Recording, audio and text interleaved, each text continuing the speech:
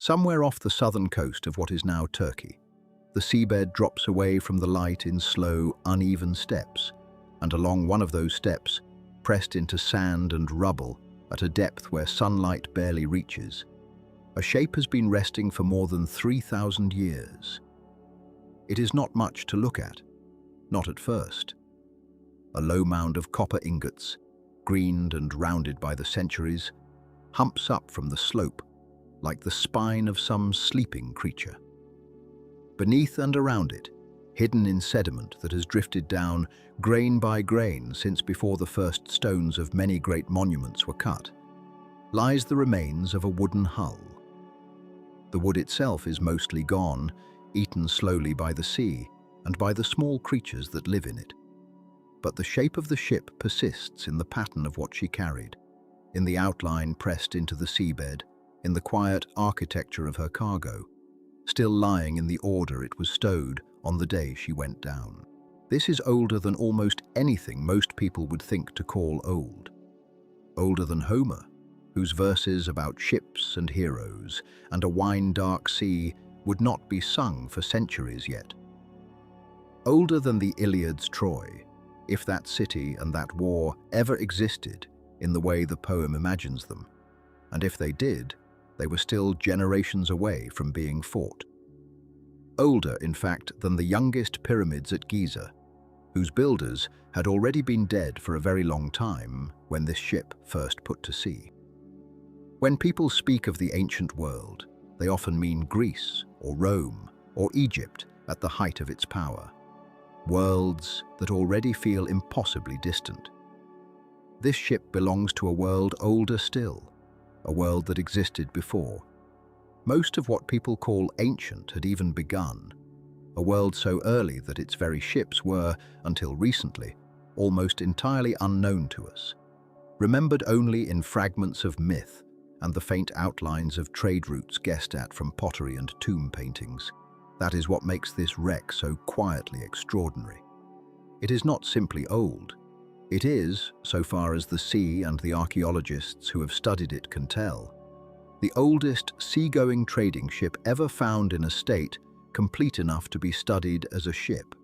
Not a single plank, not a scattering of amphorae, but a working vessel with a hull, a cargo, and the traces of a life once lived aboard her, all resting together in something close to the order they were left in her final hours afloat.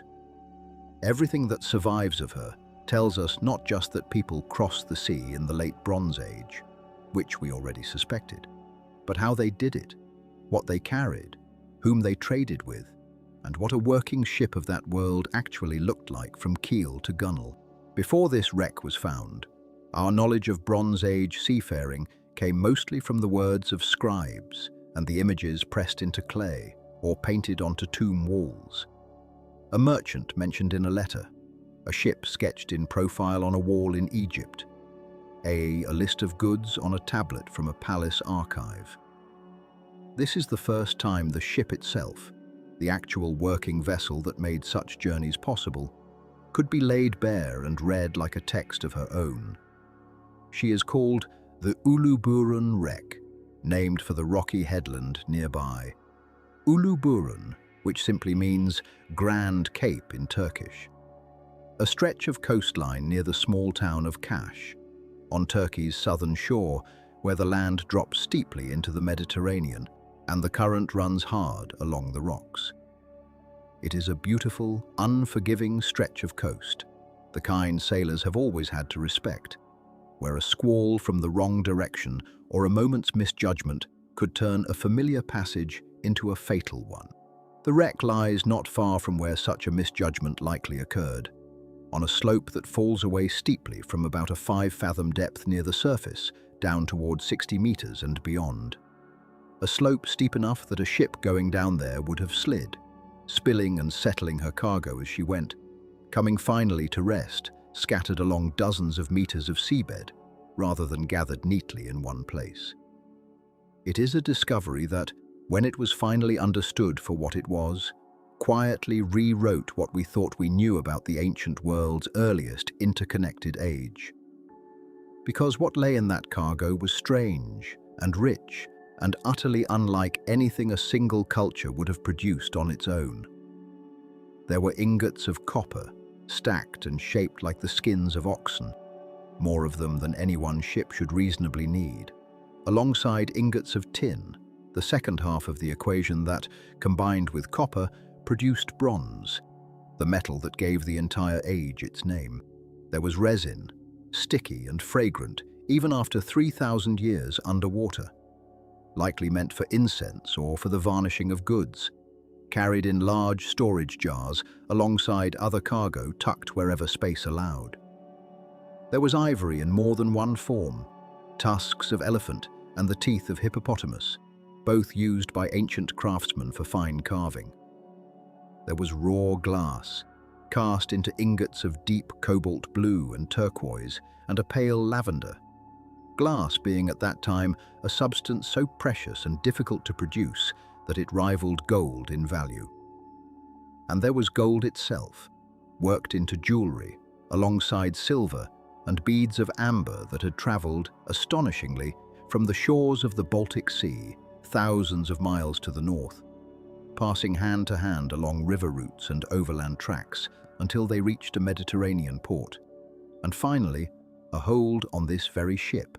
To look at this cargo all at once, and no one alive today has ever quite seen it all at once, because it took years to bring it up piece by piece, and decades more to understand what it meant, is to realize that this single hull once held the products of at least 7 distinct ancient civilizations, likely more, gathered from a span of geography stretching from the shores of the Baltic to the heart of Africa, from the Aegean Islands to the courts of the Near East.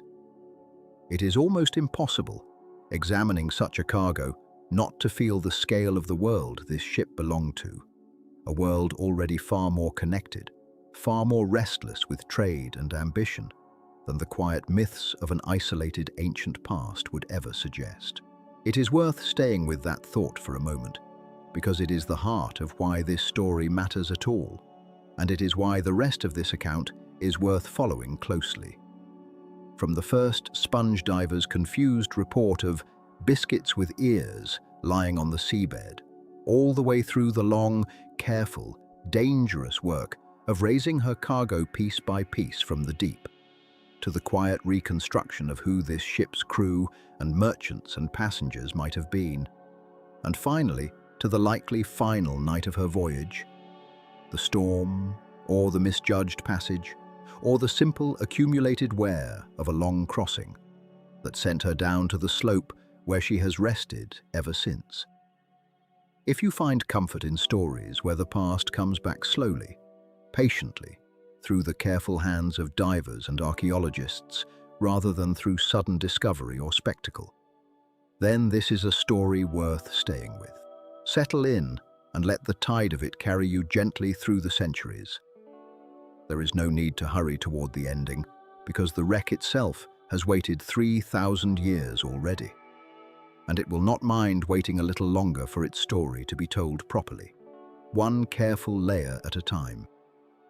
If this is the kind of history that helps your mind slow down and drift, consider staying with the channel for more, so that more of these ships, more of these quiet lost worlds, might find their way to you as you rest. To understand why a ship like this existed at all, why anyone in that distant age would risk a hull heavy with treasure on a crossing as dangerous as the one along Uluburun's Cape, it helps to step back from the wreck itself and into the world she belonged to, a world usually called, in the shorthand of archaeology, the Late Bronze Age. It was a world already old by the time this ship set out, a world of palaces and scribes, of kings who wrote to one another as brothers and rivals, of harbours busy with ships from a dozen different shores. Along the eastern Mediterranean, powerful courts had grown used to writing to each other in a shared diplomatic language, exchanging gifts of gold and horses and fine cloth as easily as they exchanged threats. Egypt's pharaohs corresponded with the kings of Babylon and Hatti and Mitanni, complaining, in letters that still survive on baked clay, about gifts that arrived too small, too late or too tarnished. Merchant ships moved along the coasts of Cyprus, Crete, the Levant, and Anatolia, carrying the raw materials of bronze, that essential alloy of copper and tin, from wherever it could be mined to wherever it was needed, because tin, especially, was a scarce and precious thing, unevenly scattered across the earth, forcing merchants and sailors into long and complicated journeys just to keep the forges of the age supplied.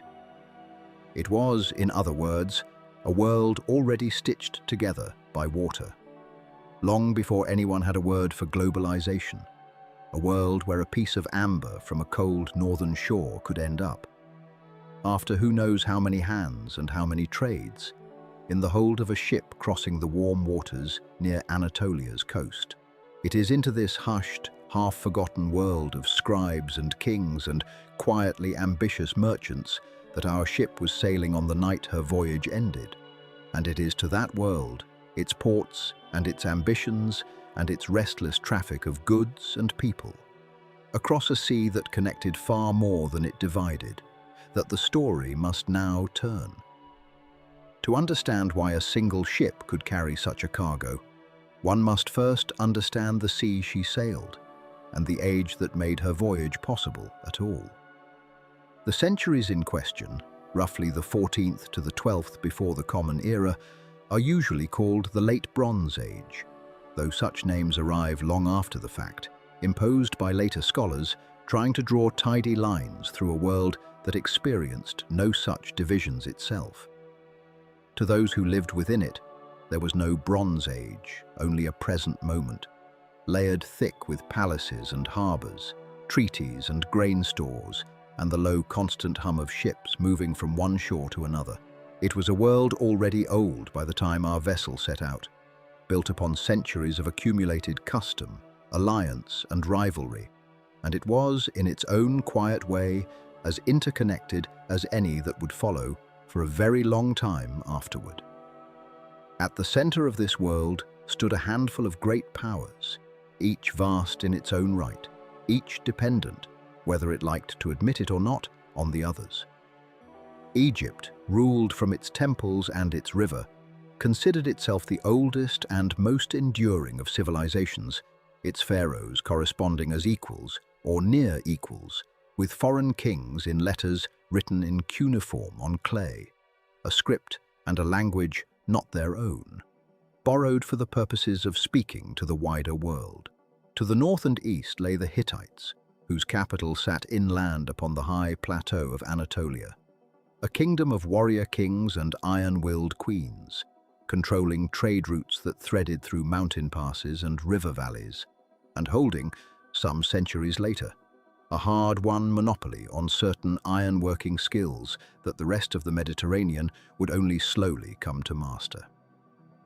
Across the water, on the mainland of Greece, the Mycenaean palaces rose in their citadels of Cyclopean stone, their kings ruling small, fiercely local kingdoms bound together more by shared culture and rivalry than by any single throne. Their scribes keeping tallies of oil and wool and bronze in a script called Linear B, syllable by syllable, on tablets that would only be deciphered thousands of years later, and scattered along the coasts and river mouths of what is now Lebanon, Syria and Israel stood the Canaanite city-states, Ugarit foremost among them, cosmopolitan ports where merchants from a dozen lands might be found haggling in a single market on a single afternoon, their harbours thick with the ships of Egypt and Cyprus and the Aegean alike. Cyprus itself deserves its own mention, not merely as one node among many, but as something closer to the engine room of this entire world.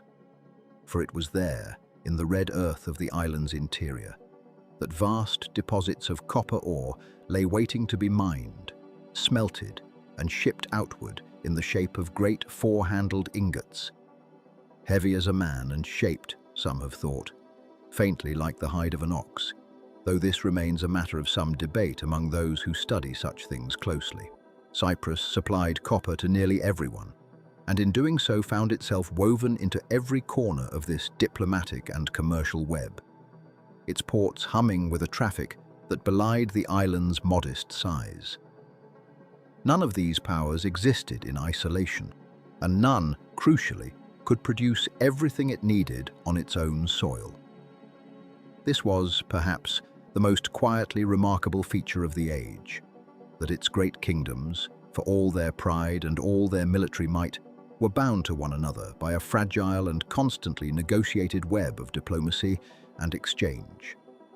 One that had to be renewed again and again through marriage, through gift, through letter, and through the steady traffic of ships.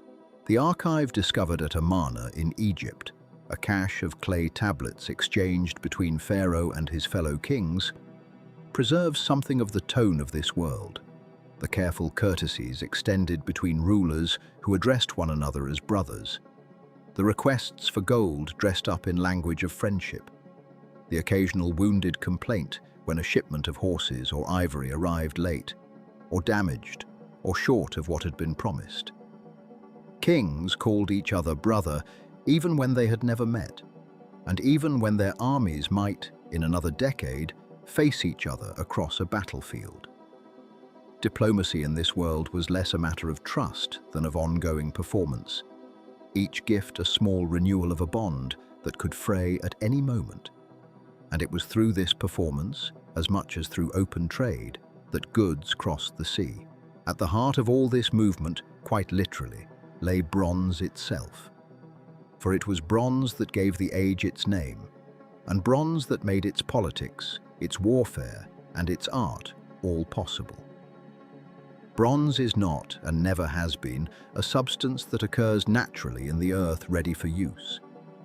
It must be made, and to make it, one needs two different metals, met together in careful proportion. Copper, the more abundant of the two, and tin, far rarer, found in only a handful of locations across the entire ancient world.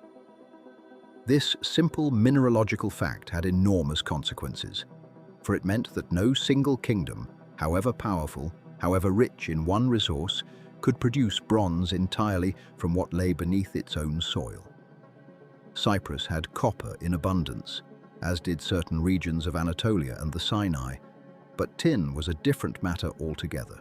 Its sources in this period remain a subject of real scholarly uncertainty, with candidates ranging from the mountains of Afghanistan to parts of Central Asia, and possibly closer sources in Anatolia itself, though the evidence for any single answer remains frustratingly thin. What is certain is that tin had to travel extraordinary distances to reach the workshops of the Mediterranean, passing in all likelihood through many hands and many markets before it ever reached a coast, let alone a ship. Every bronze object in this world, then, every sword, every ceremonial vessel, every ingot destined for a smith's fire, carried within it the ghost of a journey already completed, a journey of trade and negotiation stretching back through lands whose names have not survived and whose peoples have left no voice for later ages to hear. This need, this constant hunger for materials that no single land possessed on its own, is what gave the ships of this world their purpose and their importance. Bronze could not simply be dug from a hillside and hammered into shape by a smith working alone in some self-sufficient valley. It required exchange, and exchange required transport, and transport across a sea required ships built to carry heavy and precious cargo across open water, sometimes for many days at a stretch, out of sight of any shore. The image that survives of this world, when one strips away the pageantry of thrones and treaties, is above all a maritime one. A sea stitched together not by roads, which barely existed in any developed form, but by routes of water, known to captains through memory and the accumulated experience of generations, passed down not in written charts, of which none from this period survive, but in the hard-won knowledge of currents, winds, and the particular silhouette of a headland glimpsed at dusk. Picture, then, the harbours of this world as they must have been, quieter by far than the great commercial ports of later ages, but alive nonetheless with a particular kind of purposeful activity. At a place like Ugarit, ships from a dozen different lands might lie at anchor within sight of one another on any given day. Their hulls low and heavy with cargo, their crews speaking a scatter of different tongues. Their captains reporting to harbour officials who kept careful records of what came and went, taxing and cataloguing in the interests of the palace that ultimately controlled, or attempted to control, the flow of goods through its territory. For this was, above all, a world of palace economies, in which the great redistributive centres of Egypt, of the Hittite lands, of Mycenaean Greece, gathered in raw materials and finished goods alike, stored them in vast magazines, and dispersed them again according to the needs of the court, the temple, and the army. Trade in this period was rarely, if ever, a matter of free individual merchants operating purely on their own account, though such figures certainly existed at the margins.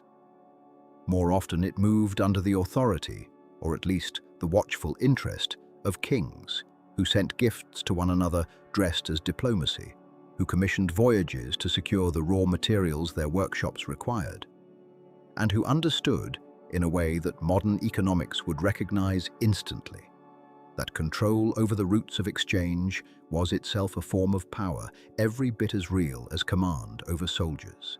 And so the ships sailed, laden with what no single kingdom could produce entirely on its own. Copper from Cyprus, bound for the smiths of the Aegean, tin gathered from roots stretching deep into lands whose very names have vanished from memory, ivory and ostrich eggs and ebony carried up from Africa through Egyptian hands, glass ingots coloured a deep cobalt blue, pottery from Cyprus and the Greek mainland packed carefully to survive the voyage, resin from the terebinth tree meant for perfume or for ritual, and no doubt foodstuffs, textiles, and other perishable goods that time and the sea have long since erased from the record entirely. Each of these cargoes represented not merely an object of value, but the far end of a chain of relationships, a network of mines and workshops and merchants and palace scribes that stretched across an enormous swath of the ancient world, and that depended, at every link, on ships willing to carry what could not travel any other way. It is worth pausing here on just how fragile and how remarkable this entire system truly was. There was no single power capable of enforcing safe passage across the whole of this sea. There was no shared currency, no unified law, nothing resembling the vast bureaucratic reach that later empires would bring to their own maritime trade. And yet for 2 centuries or more, this loosely bound world of rival kingdoms managed to sustain a flow of goods and people across open water that connected Africa to Anatolia, the Aegean to the Levant, in a pattern of exchange whose full extent archaeologists are only slowly beginning to reconstruct, piece by piece, wreck by wreck, tablet by tablet. Somewhere within this vast and largely invisible network, one ship was loaded with a cargo unlike almost anything else that has ever been recovered from these waters. Not a single commodity bound for a single destination, but something closer to a working sample of the entire late Bronze Age economy itself, gathered piece by piece from ports scattered across the eastern Mediterranean and packed into a single hull, bound, in all likelihood, for a destination somewhere along the Aegean coast. She would carry copper and tin in quantities enough to arm and equip a small army with bronze. She would carry glass and ivory, resin and ebony, ostrich eggshells and Canaanite jewelry, an assortment so varied that later generations would struggle to name a single people to call her own, and on a night whose precise circumstances remain unknown to us even now, somewhere off a rocky headland on the southern coast of Anatolia, that ship would fail to complete her voyage and would settle instead onto a shelf of stone far below the surface, where the sea would keep her, cargo and hull together, for well over 3,000 years. It would take those 3,000 years almost until their very end to yield anything at all, and even then, the discovery would not come from an archaeologist's careful survey or a scholar's educated guess about ancient trade routes.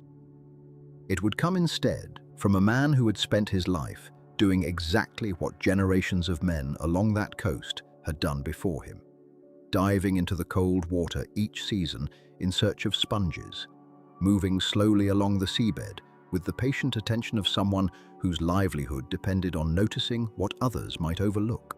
His name was Mehmed Chakir, and in the year 1982, working the waters near a headland called Uluburun, not far from the town of Kash, he saw something on the slope beneath him that did not belong among the rocks and weeds he knew so well.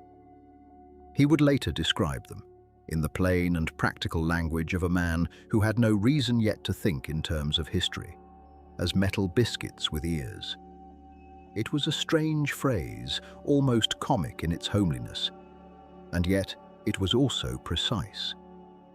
What he had seen, lying in rows along the incline of the seabed, were objects shaped roughly like large flattened loaves, each with 4 small projections at the corners that gave them, to an untrained eye, the appearance of ears or handles. He did not know what he was looking at. He had no reason to know. Such shapes meant nothing in the vocabulary of a sponge diver's world, where the objects worth remembering were rocks that looked like other rocks, or the occasional broken pot too heavy to be worth the trouble of raising. But something about the sight stayed with him, the way an unusual thing will sometimes lodge itself in memory, long after the reason for its strangeness has been forgotten. For a time, that memory simply sat, unspoken and unexamined, the way most such memories do. Diving is hard, repetitive work, and a season under the water leaves little space for wondering about curiosities that carry no practical value. It was not treasure, at least not in any form a sponge diver could use, and it was not, so far as he could tell, anything that would interest the tourists who occasionally passed through the coastal towns looking for old coins or broken amphorae to take home as souvenirs. It was simply a strange sight on a slope of stone, filed away without particular urgency, the kind of thing a person might mention only if the right conversation happened to come along. That conversation did come, eventually, though not through any dramatic turn of events. It came through the ordinary channels by which knowledge moves along a coastline that has hosted archaeological survey work for years, where local divers and boat captains and fishermen come to know, in a loose and informal way, that there are people interested in old things lying on the seabed, and that such people can sometimes be found and told and trusted with information that might otherwise mean nothing to anyone. Chakir's report reached the ears of people connected to underwater archaeological work operating along that stretch of the Turkish coast, and from there it moved, as these things do, toward those equipped to understand what it might mean. What is worth pausing on, in this quiet chain of transmission, is how thoroughly ordinary it was. There was no expedition mounted in secret, no race against rival explorers, no rush of divers converging on a rumor of gold. There was a fisherman who remembered something odd, and a conversation in which that memory was shared, and a report that moved from hand to hand until it reached people whose training allowed them to hear. In the plain description of biscuits with ears, the unmistakable shape of something the ancient world had once called an ox-hide ingot. It is worth remembering, too, that shipwrecks of enormous significance are very often found this way, not through the calculated pursuit of scholars, but through the attentiveness of the people who make their living on and in the water, who see things the rest of the world does not think to look for, and who, if given the chance to speak to the right listener, can hand history a gift they did not fully know they were carrying. The people who received that gift, in this case, belonged to an organization that had, by 1982, already earned a considerable reputation along that coast and across the wider field of underwater archaeology. The Institute of Nautical Archaeology, founded only a few years earlier and closely tied to Texas A&M University, had become known for treating the sea floor with the same rigor and patience that had long been applied to excavation on land.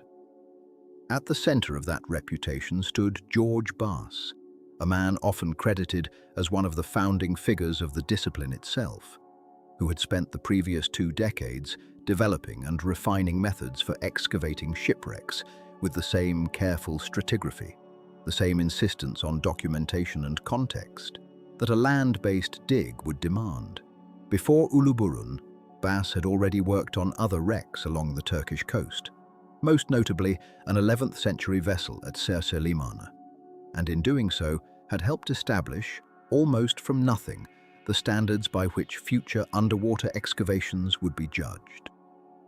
He was not a man who needed convincing that ancient shipwrecks could hold extraordinary value, historical rather than material.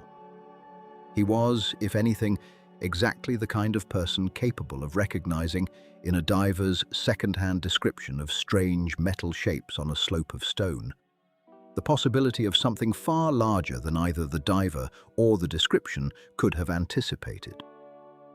It fell in practice to a member of his team, a young archaeologist named Oğuz Alpozen, who at the time worked with the Bodrum Museum of Underwater Archaeology, to make the first confirming visit to the site that Çakır had described.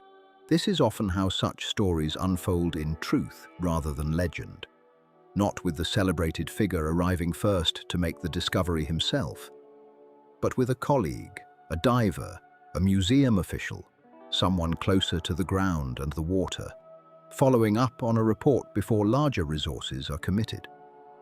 Alpozen dove the site not long after hearing the report, guided by Çakır's memory of the location, uncertain, as anyone would be, whether what waited below would justify the effort of the visit at all.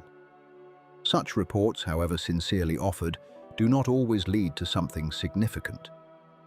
Divers see strange shapes on the seabed with some regularity, and most of those shapes turn out to be exactly what they appear at first to be: rocks, coral formations, the ordinary debris of centuries washed and reshaped by current. There was no guarantee, descending toward the slope that day, that the objects waiting below would be anything more than another false lead in a long history of false leads, but they were not. Lying along the incline, at a depth that placed the uppermost objects within reach of recreational diving equipment, but extended the site as a whole, down toward depths that would demand far more serious technical preparation, were the ingots exactly as Çakır had described them. Flattened, rectangular, with 4 projecting corners that did indeed resemble handles, or, in a diver's homely phrase, ears. They lay where they had lain, undisturbed by the currents that had shifted the sand and silt around them for longer than any human civilization then existing had endured. It is difficult, at this distance, to reconstruct precisely what that first confirming dive felt like from the inside, what mixture of professional caution and private astonishment passed through the mind of the diver who found them lying there, just as described, waiting in the blue-green light of that depth as they had waited for over 3,000 years. But it is not difficult to imagine the quiet, careful excitement of a person trained to recognize significance without yet knowing its full extent. Someone capable of counting the ingots he could see, noting their arrangement, marking the general shape of the slope they rested on, and understanding, even before a single one had been lifted from the seabed, that this was not an isolated stray or the scattered residue of some incidental loss. This was cargo. This was cargo that had never been unloaded, still lying in something close to the pattern in which it had been stowed, undisturbed by looters, undisturbed even by time in any way that mattered, protected by the depth and the isolation of the site from precisely the kind of interference that had stripped so many other ancient wrecks of their contents, long before archaeologists ever arrived to study them. What made the site so remarkable, even in that first tentative survey, was not only what was visible, but what was implied. A scattering of ingots might suggest a small vessel lost with a modest cargo, or the jettisoned remains of a ship in distress, objects thrown overboard in some desperate attempt to lighten a hull before disaster. But the arrangement here, the sheer density of material resting along that slope, suggested something else. A cargo far larger than casual loss could explain. A hull that had gone down more or less intact, carrying with it a quantity of material that spoke less of an accident along the way and more of a single, catastrophic end. It was the difference between finding a few coins scattered along a road and finding an entire treasury still sealed in its vault. The scale alone was enough to tell the careful observer that this was not a minor curiosity. It was, in all likelihood, an entire ship. And yet nothing about the setting itself carried any hint of grandeur. This was not some dramatic sunken city, no sweeping ruin visible in a single glance, no half-buried temple or toppled column to signal its own importance to the eye. It was a slope, a steep, rocky, largely unremarkable stretch of seabed, the kind of terrain a diver might pass over 100 times without a second thought, distinguished only by the strange rectangular shapes resting along its surface, and by the sheer quantity of those shapes stretching down toward depths the first dives had not yet fully explored. There was no glamour in it, no immediate visual proof of the age or significance of what lay below. There was only a pattern of metal against stone, and the calm, working knowledge of a small group of archaeologists that patterns like this one did not occur by accident, and did not occur in quantities so large without an entire vessel somewhere beneath them to explain their presence. It would take that group very little time to understand that they had found something without precedent, though it would take them far longer, seasons stretching across the better part of a decade, to understand exactly what they had found. For now, in that first quiet season of recognition, all that mattered was the shape of what lay ahead, a sight far larger than a single dive could survey, resting on a slope steep enough and deep enough to demand caution, holding a cargo whose full extent could only be guessed at from the ingots visible near the surface of the silt. It would require planning, it would require money and time and a level of technical care that even Bass's considerable experience had not yet been asked to provide in quite this combination. But none of that diminished the calm certainty that had already settled over the small team gathered around Alpozen's report. They had found, in the plainest and least dramatic setting imaginable, an unremarkable slope off an unremarkable headland, something that history itself had been waiting a very long time for someone to notice. The wreck lay between roughly 44 and 61 meters down, and that single fact would shape everything that followed. At those depths, water is no longer a friendly medium for sustained human work. It presses, it chills, it rations the time a diver may spend at the bottom before the body begins to absorb more nitrogen than it can safely carry back to the surface. 44 meters is already deep by the standards of working archaeology. 61 meters approaches the edge of what conventional diving could response, add to chat, sixthly manage.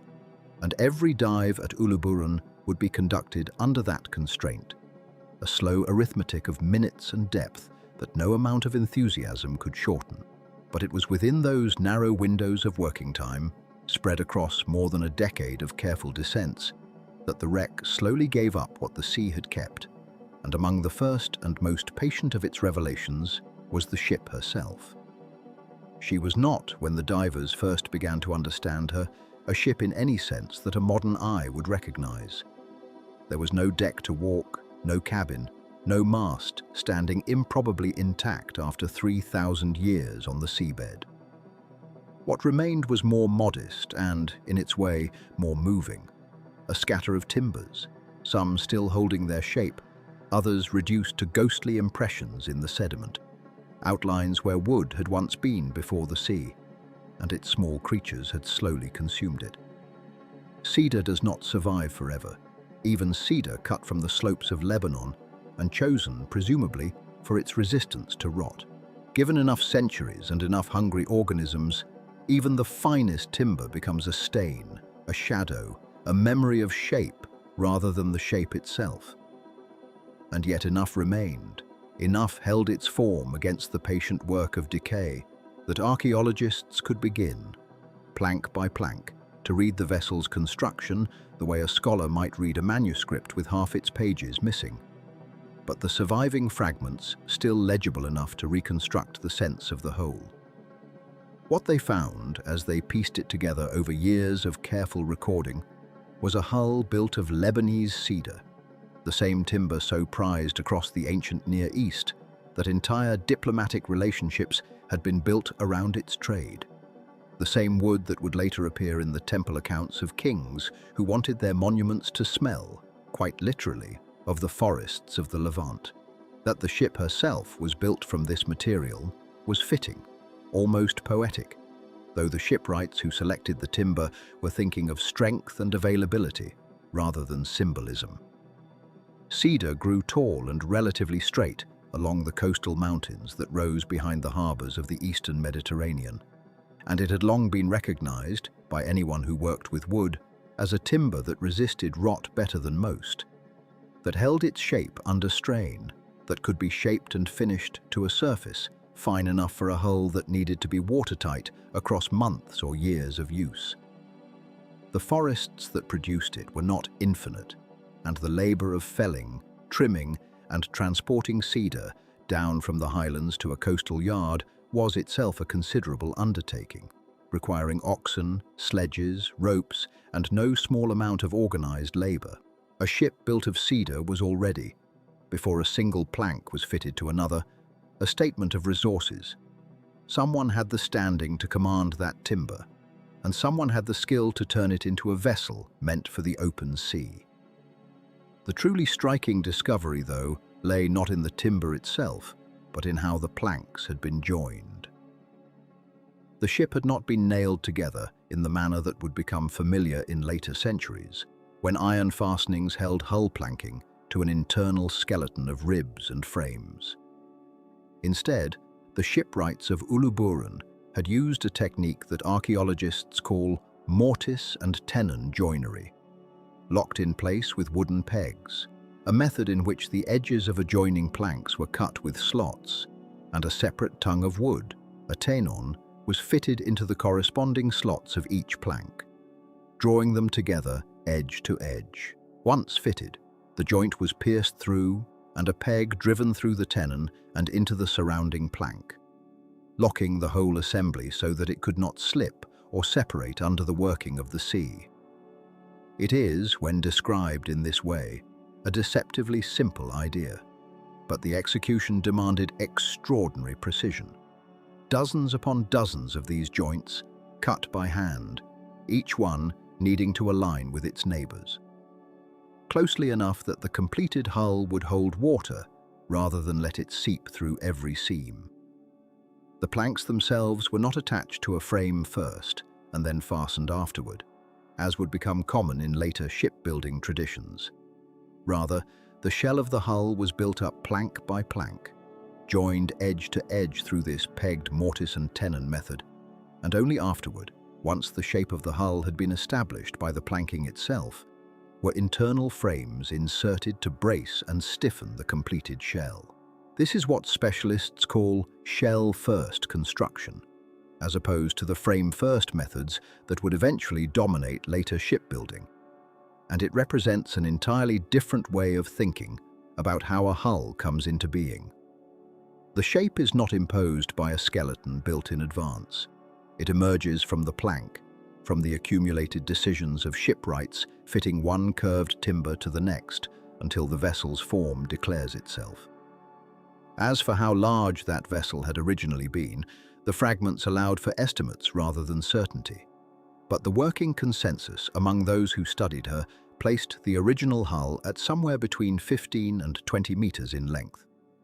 Modest by later standards, a fraction of the scale that would eventually be reached by the great grain ships of Rome, or the towering galleons of a much later age. She was not, by any measure, a giant, and yet her modest size only made what she represented more remarkable. Because a vessel of 15 to 20 meters, built with this degree of structural sophistication, carrying a cargo whose sheer weight and diversity would come to astonish everyone who catalogued it, told archaeologists something important.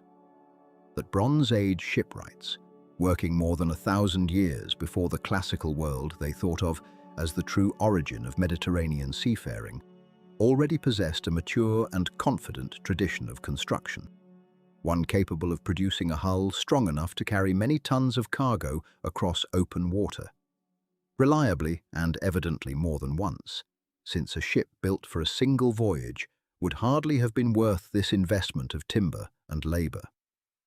It was in tracing the lineage of that construction technique that the wreck's significance widened beyond the question of a single ship's fate.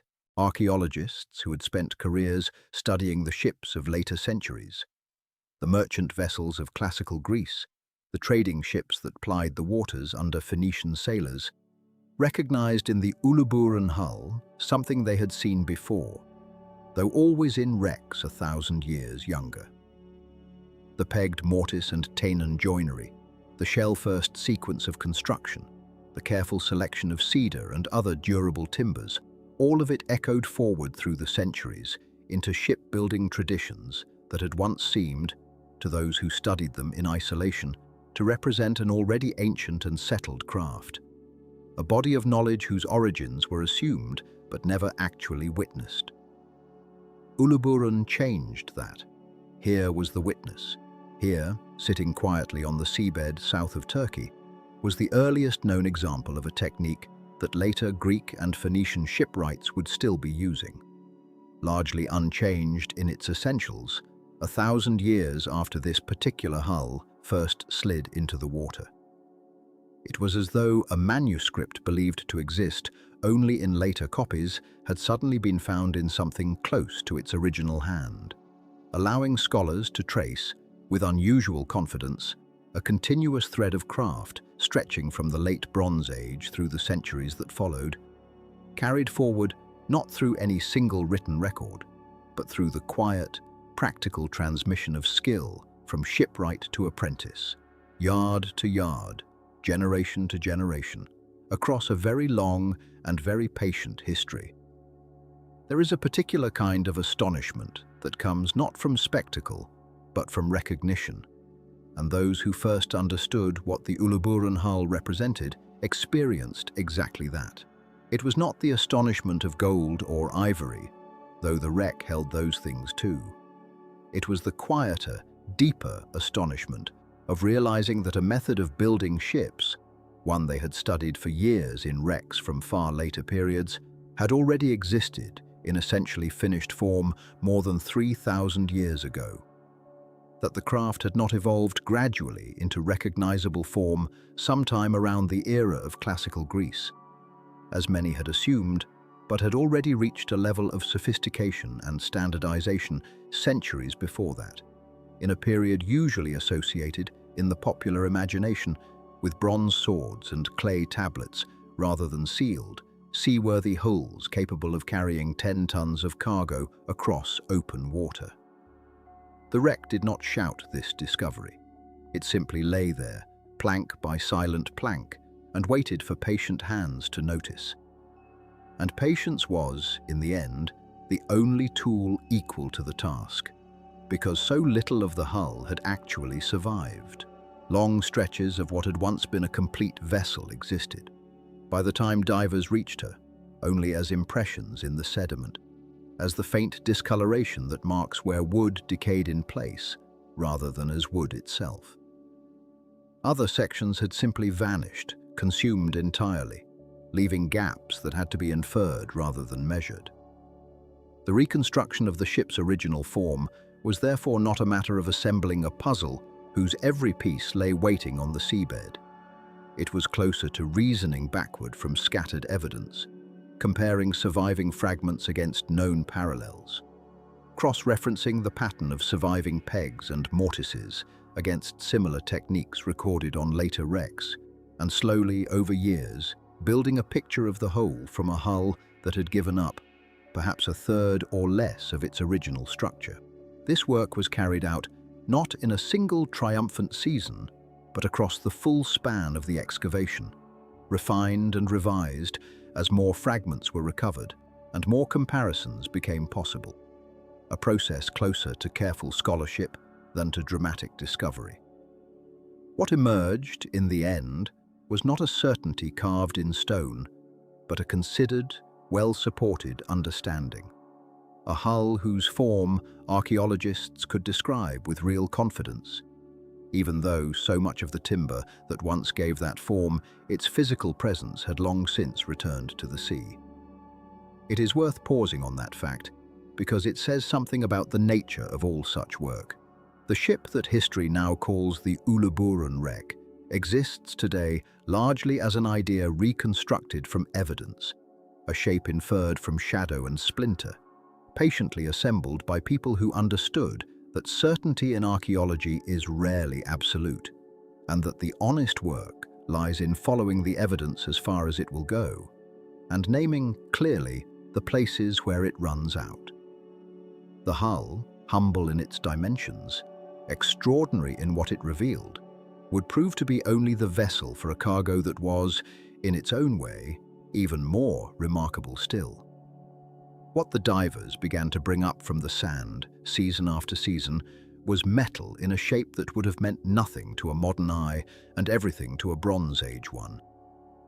The objects were flattish, roughly rectangular, with four splayed corners that gave them a silhouette not unlike a dried animal hide pegged out to cure. And it was this resemblance that had, centuries earlier, given the form its name. Oxhide ingots, they are called, though no ox contributed anything to their making beyond the shape of the mold. And beneath the accumulated concretion of 3,000 years on the seabed, they proved to be copper, cast in a standard size that spoke of deliberate, repeated production rather than casual metalworking. The excavators recovered them in numbers that took even seasoned archaeologists by surprise. Roughly 350 copper ingots came off that slope, along with dozens more in smaller bun-shaped and disc forms, the whole copper cargo settling out, once weighed and tallied, at somewhere close to 6 tons. Beside them, in far smaller numbers but far greater rarity, came the tin.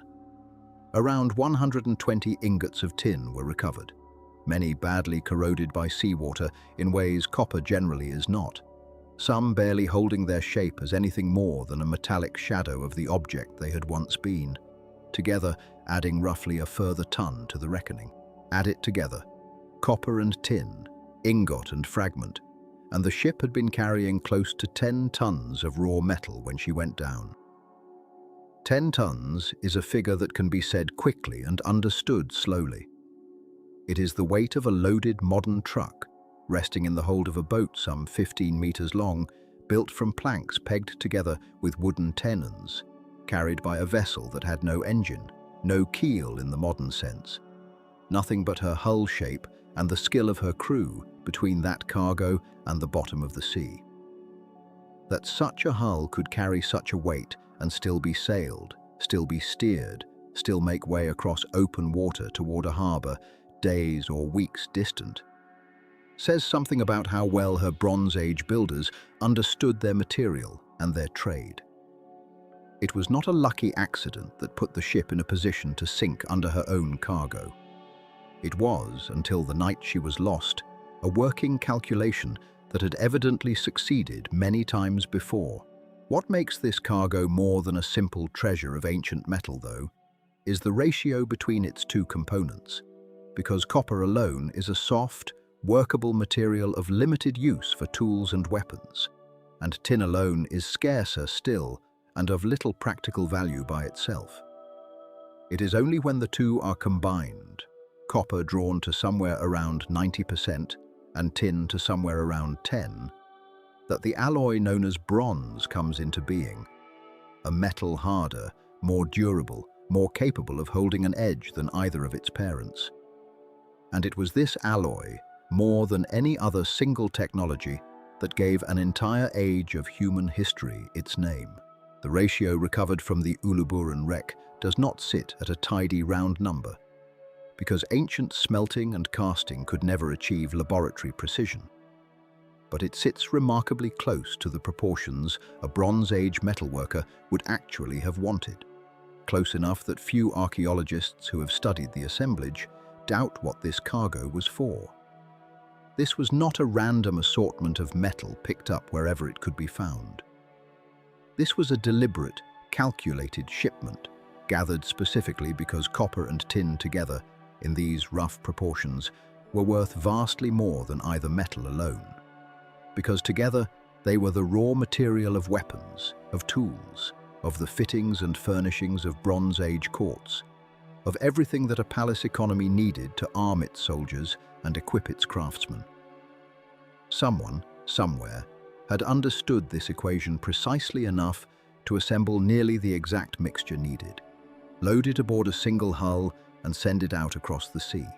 The copper's likely origin has been narrowed, through analysis of trace elements and lead isotopes locked into the metal itself, to the island of Cyprus, whose copper mines were already, by the time this ship sailed, ancient in their own right and famous enough that the very word for copper in later languages would trace its roots back to the island's name.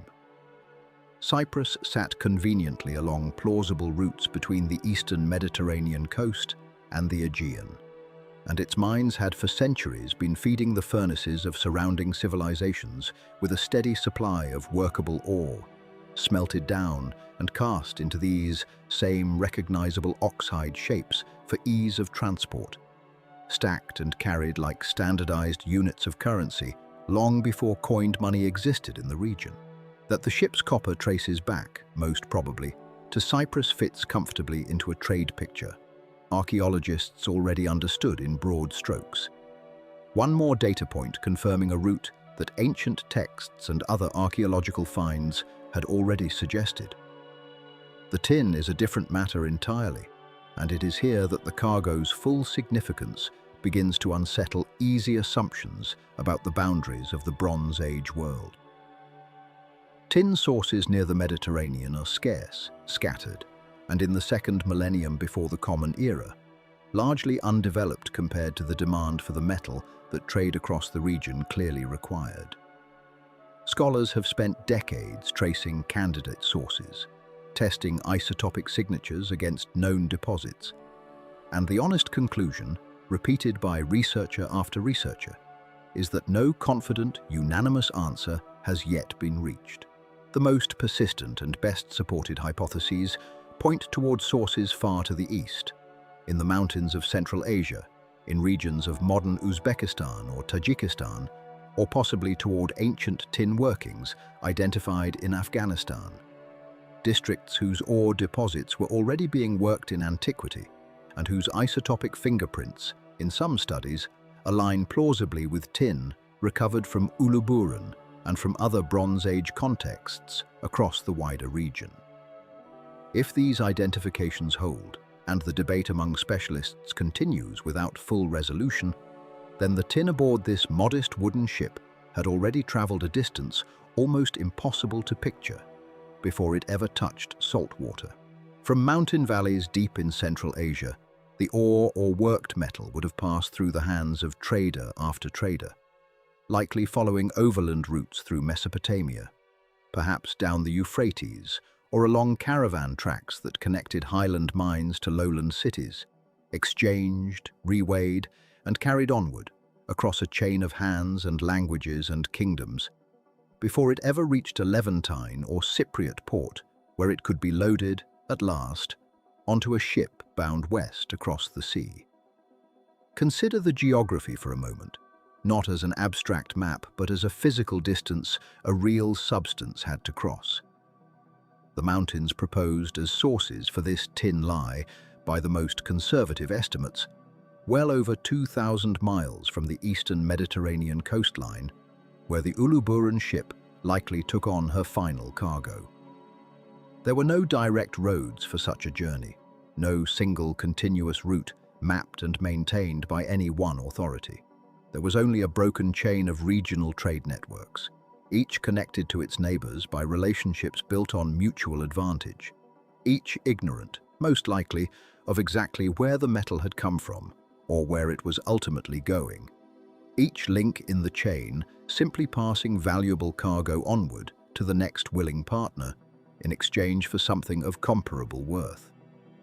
That a Bronze Age economy, without centralized coordination across such a distance, without maps in the modern sense, without any single state that spanned from Central Asia to the Mediterranean, could nonetheless move raw tin across that entire breadth of the ancient world and see it arrive, reliably enough that whole cargoes of it could be assembled for shipment, testifies to a scale and sophistication of exchange that written sources from the period only hint at in fragments.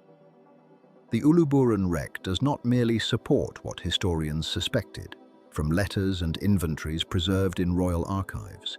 It offers physical, weighable, testable proof, ingot by corroded ingot, that these connections were real and that they moved genuine tonnage, not simply the occasional exotic gift passed between kings. It is worth pausing on what this convergence actually means, set out plainly rather than left as an abstraction. Ore dug from mountains near the western edge of the Mediterranean's known world, likely from Cyprus, was smelted, cast into standard ingots, and carried by ship or overland route toward a Levantine port. Tin, drawn from mines thousands of miles to the east, in mountains that few, if any, of the sailors aboard this ship would ever have seen with their own eyes, made a journey longer than the entire length of the Mediterranean itself, before it, too, reached that same stretch of coastline. Two substances, born in mountains separated by more distance than most people of that era would travel in a lifetime, converged at last on a single wooden quay, were loaded together into the modest hold of one small ship, and set out to cross the last leg of their journey by sea.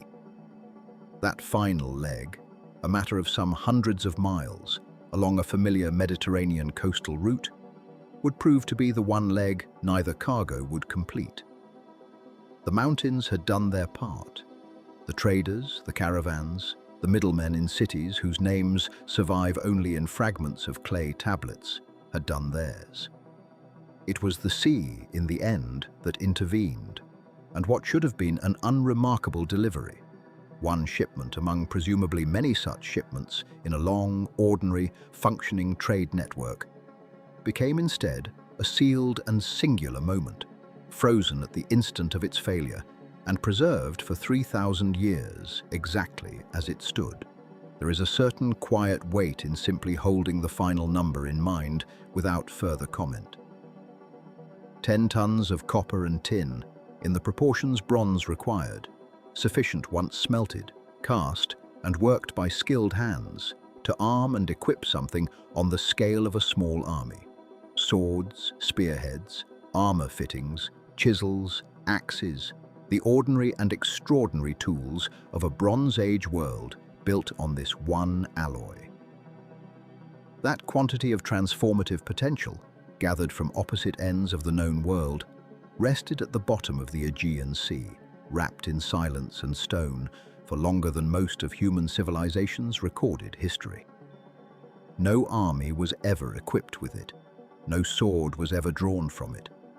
It simply lay there, patient and inert, doing nothing at all, while an entire age rose and fell above it, until divers in rubber suits finally began, ingot by ingot, to bring it back into the light.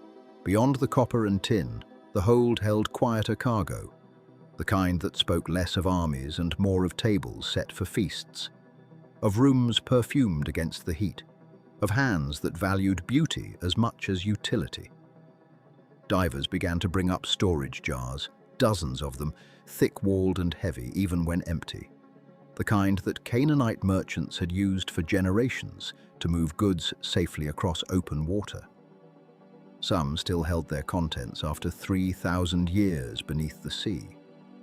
Resin, dry and dark, clung to the interior walls of several jars, a substance burned in temples across the eastern Mediterranean as incense. valued for its scent and its supposed power to carry prayer upward in smoke. Other jars, when opened, revealed the residue of olive oil, and in at least one case, evidence that suggested wine, though the sea and the centuries had long since taken away all but a hint of what once filled the vessel to its neck. It was a modest cargo in a sense, oil and resin and wine being staples of trade throughout the region, but it placed the ship squarely in a world of everyday commerce as much as luxury, a vessel that dealt in the practical alongside the precious, the way any working ship of any age has always done. And yet the practical soon gave way, item by item, to something rarer. Archaeologists working the site began to bring up logs of a dense, dark wood, heavier than water, a wood that did not belong to the Mediterranean at all. It was ebony or something close to it, likely African blackwood, harvested somewhere far to the south, along the upper reaches of the Nile or beyond, and carried north through Egypt before ever reaching this ship. It was the kind of material later peoples would associate with the finest furniture, the inlays of thrones and chests, small carved figures meant to catch candlelight in the homes of the wealthy. Its presence aboard, unworked and raw, suggested the ship was not simply moving finished goods, but the materials from which finished goods would later be made. Materials destined for workshops in cities the sailors themselves might never see. Alongside the blackwood came ivory, and here the finds grew stranger still. There were elephant tusks, some whole, some already cut into usable sections, evidence of trade networks reaching deep into regions where elephants still roamed freely along river valleys and forest edges. But there was also something less expected. Hippopotamus teeth, dense and ivory-like in their own right, clearly gathered and shipped with the same care as their more famous counterpart. To the merchants who valued them, hippopotamus ivory was simply another luxury material, another substance that could be carved into combs, inlays, small figurines, and ornamental handles for knives that would never see real use in battle. Together, the elephant and hippopotamus ivory told archaeologists that this was a ship carrying the raw materials of an entire luxury industry, one that turned exotic animal remains into objects of status for the elite households of the Aegean and beyond. Nestled among these larger finds were smaller, more delicate objects that spoke of an even wider network of contact. Ostrich eggshells, carefully collected and likely destined to be turned into decorated vessels or rhytons, containers for pouring liquid at ceremonies or feasts, had made their way aboard from regions where ostriches ranged, likely North Africa or parts of the Near East. Fragile as they were, several survived the wreck largely intact, protected by the layers of sediment and cargo that settled around them as the ship broke apart on the seabed. It was a small miracle of preservation, the kind that reminded the excavation team just how selectively the sea chooses to keep what it takes. Then there was the glass. Divers recovered a substantial number of glass ingots, roughly disc-shaped, in shades of blue and turquoise, unlike anything commonly seen in later, more familiar glasswork. In the late Bronze Age, glass was not yet a common material for windows or drinking vessels. It was a rare and costly substance in its own right, produced through processes still only partially understood by modern researchers, requiring specialized furnaces, closely guarded techniques, and materials gathered from specific, often distant sources. The ingots aboard this ship were themselves a kind of raw luxury, not yet shaped into beads or inlays or small vessels, but waiting, like the copper and tin, for skilled hands somewhere else to transform them into objects worthy of a palace. Their color alone, that particular saturated blue, reminiscent of lapis lazuli, a stone itself associated with royalty and the divine, suggested that whoever received this glass understood its value long before it ever took a finished form. As the excavation continued, season after patient season, the picture grew only richer. Gold and silver jewelry began to surface from the sediment, delicate pieces that had somehow survived both the wreck and the millennia since. There were pendants, beads, and finely worked ornaments, testaments to craftsmanship that rivaled anything found in the tombs of the era's most famous rulers. Among these smaller treasures, one object in particular drew the attention of scholars far beyond the immediate world of maritime archaeology. A gold scarab, small and unassuming in size, but extraordinary in its inscription. When cleaned and examined closely, the scarab bore a name instantly recognizable to Egyptologists, that of Nefertiti, the celebrated queen of the 18th dynasty, wife of the pharaoh Akhenaten. How such an object came to rest in the hold of a ship that would sink off the coast of Anatolia remains a question without a certain answer. It may have been a diplomatic gift, passed from an Egyptian court to allies or trading partners abroad. It may have traveled through several hands before it ever reached this vessel, changing owners and contexts long before it found its way into a merchant's cargo. What is certain is that its presence tied this modest wooden ship, this humble worker of the sea, directly to one of the most storied royal households in the ancient world. A connection that still startles researchers each time it is mentioned. If the scarab suggested contact with Egypt, other objects pointed in an entirely different direction. Toward lands the late Bronze Age Mediterranean rarely gets credit for reaching.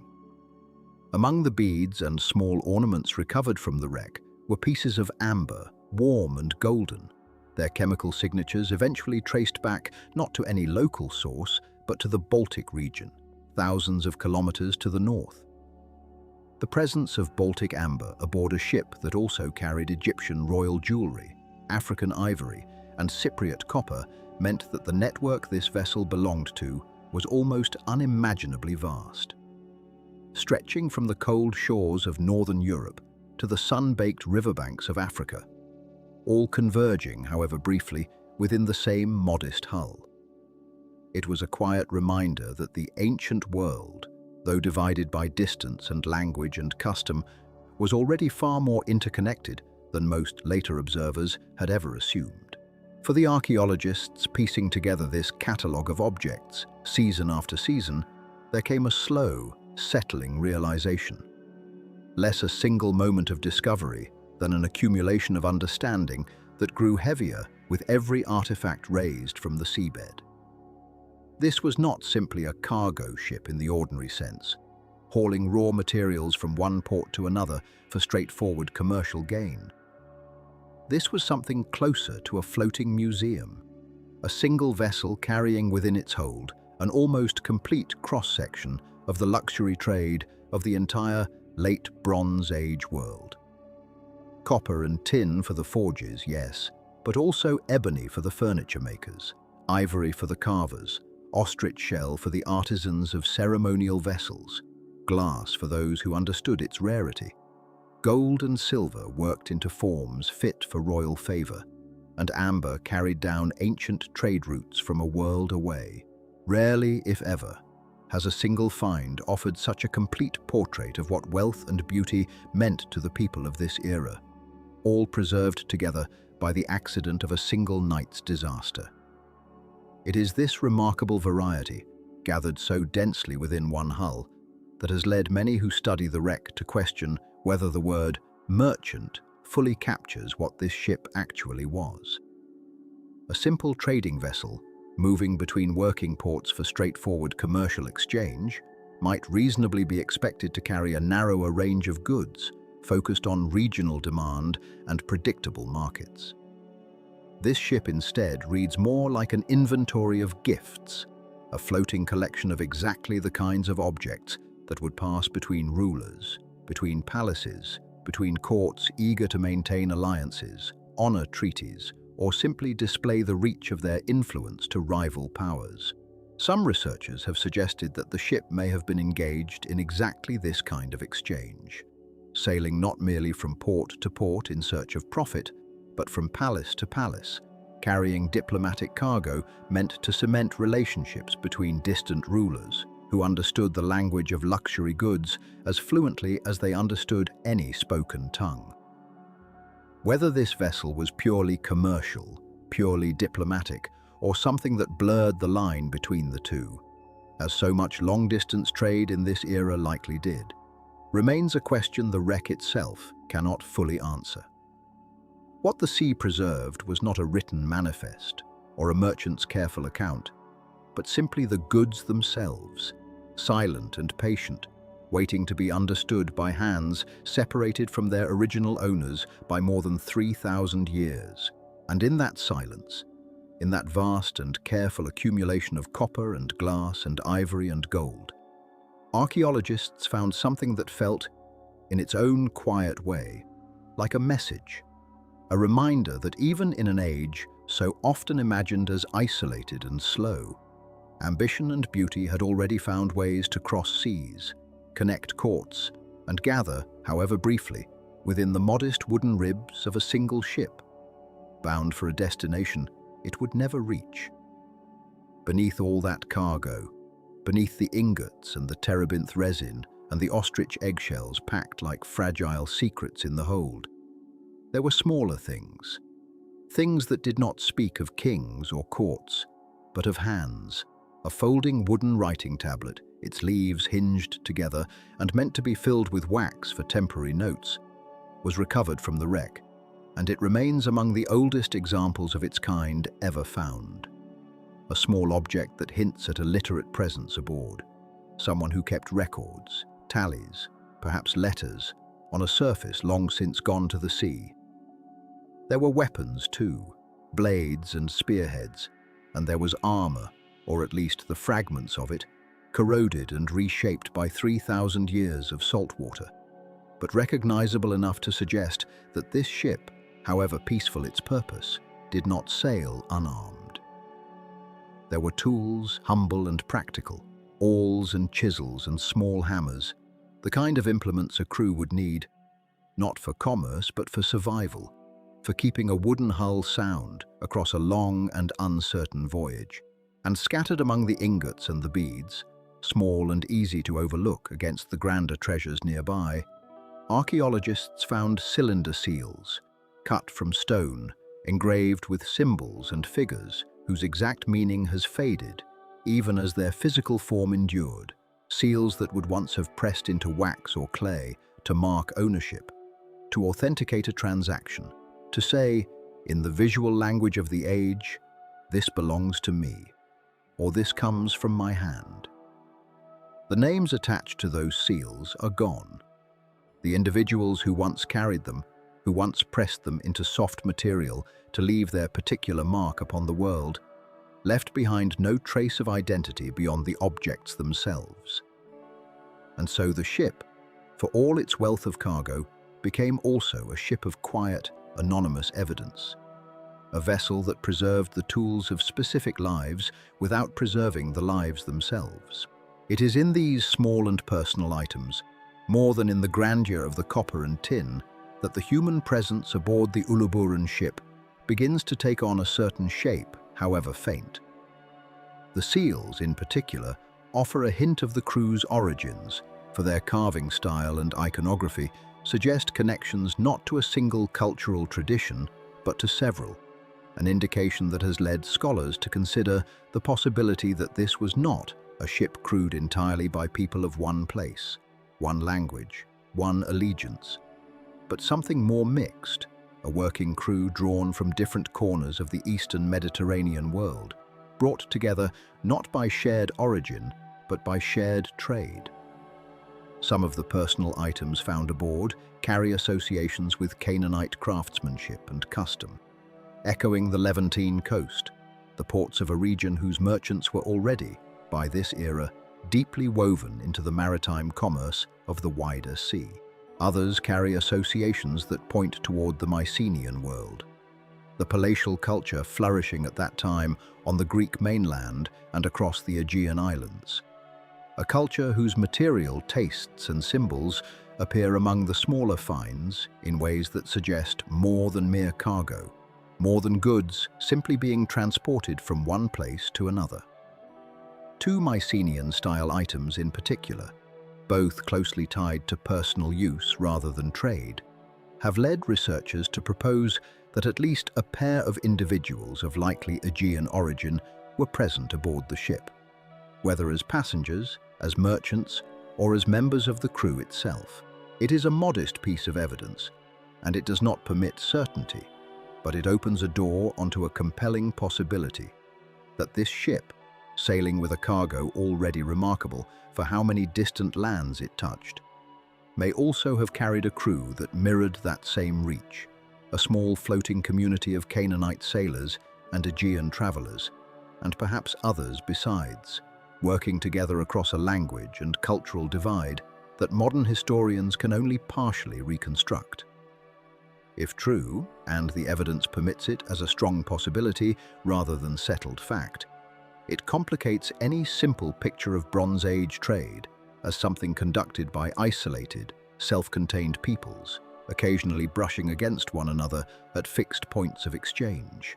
Instead, it suggests something more fluid, more mixed, more like the layered ports of later centuries, where sailors of different backgrounds might share a single deck, a single set of ropes, a single hold, bound together not by shared blood or shared gods, but by the practical necessity of getting a valuable cargo safely from one shore to another. It suggests a working life at sea that required cooperation across cultural lines long before such cooperation is often assumed to have existed in the historical record.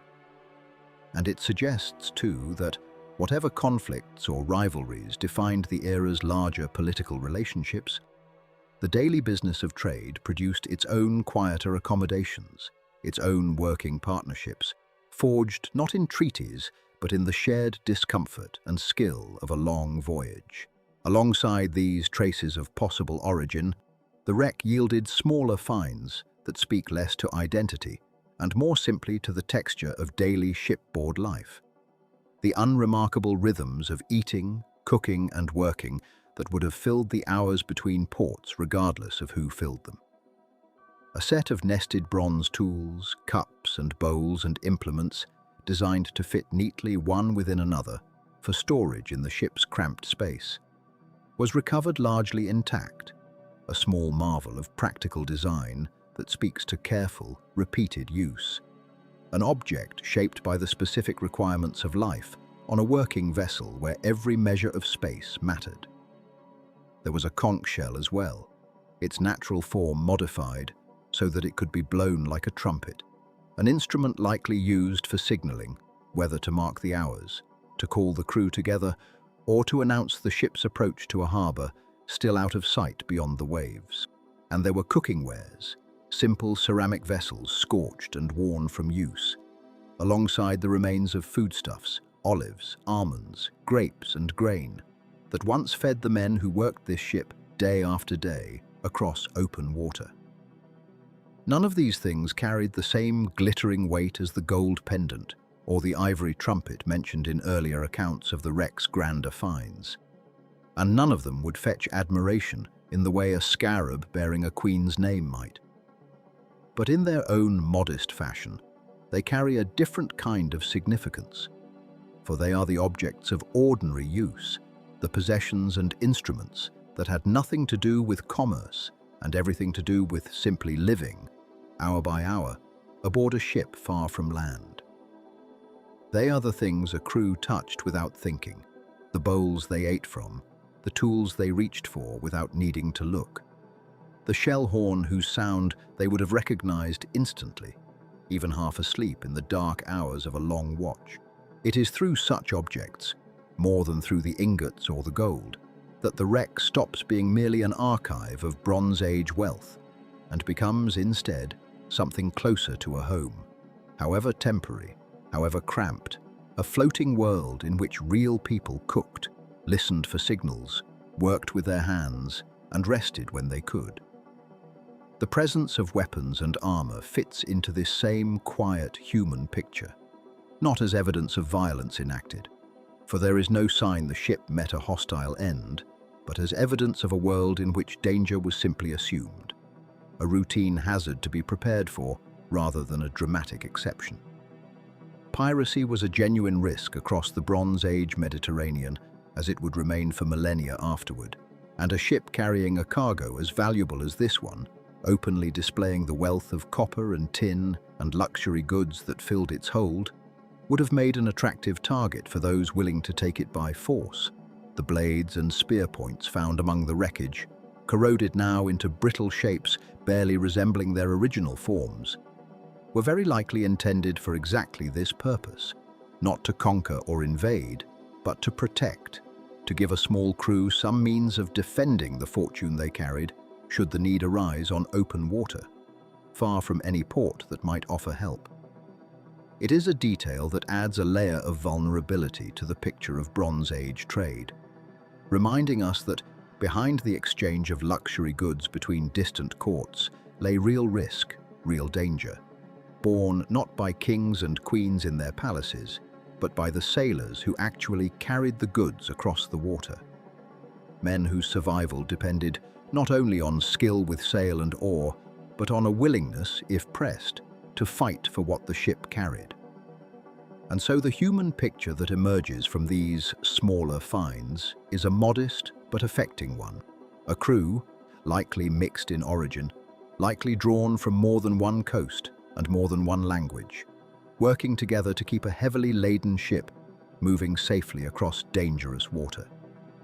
Men who cooked simple meals from olives and almonds and grain, who signaled to one another and perhaps to shore with the sound of a modified shell, who carried personal seals whose meanings are now lost, who kept a folding tablet for notes or records now vanished entirely, and who carried blades and wore whatever armor they could afford.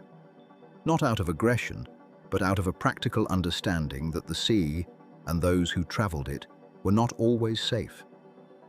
They were not the kings whose names appear on the scarab, nor the queens whose seals may have once traveled in royal gift exchanges. They were the ones who did the actual work of connecting those distant courts, who hauled ropes and adjusted sail and kept watch through dark hours, who understood currents and stars and the particular temperament of this ship in rough water, knowledge that lived only in their own experience and was never written down in any surviving record. It is worth pausing, gently, on the fact that we know so much about what this ship carried, and so little about who carried it. We can list the ingots by weight, count the beads by the thousand, trace the resin to a particular tree, and the ebony to a particular forest. And yet the names of the individuals who guided this vessel across the water remain entirely unknown to us, swallowed by the same centuries that preserved their cargo so remarkably well. They were, by every indication the wreck offers, skilled and capable people.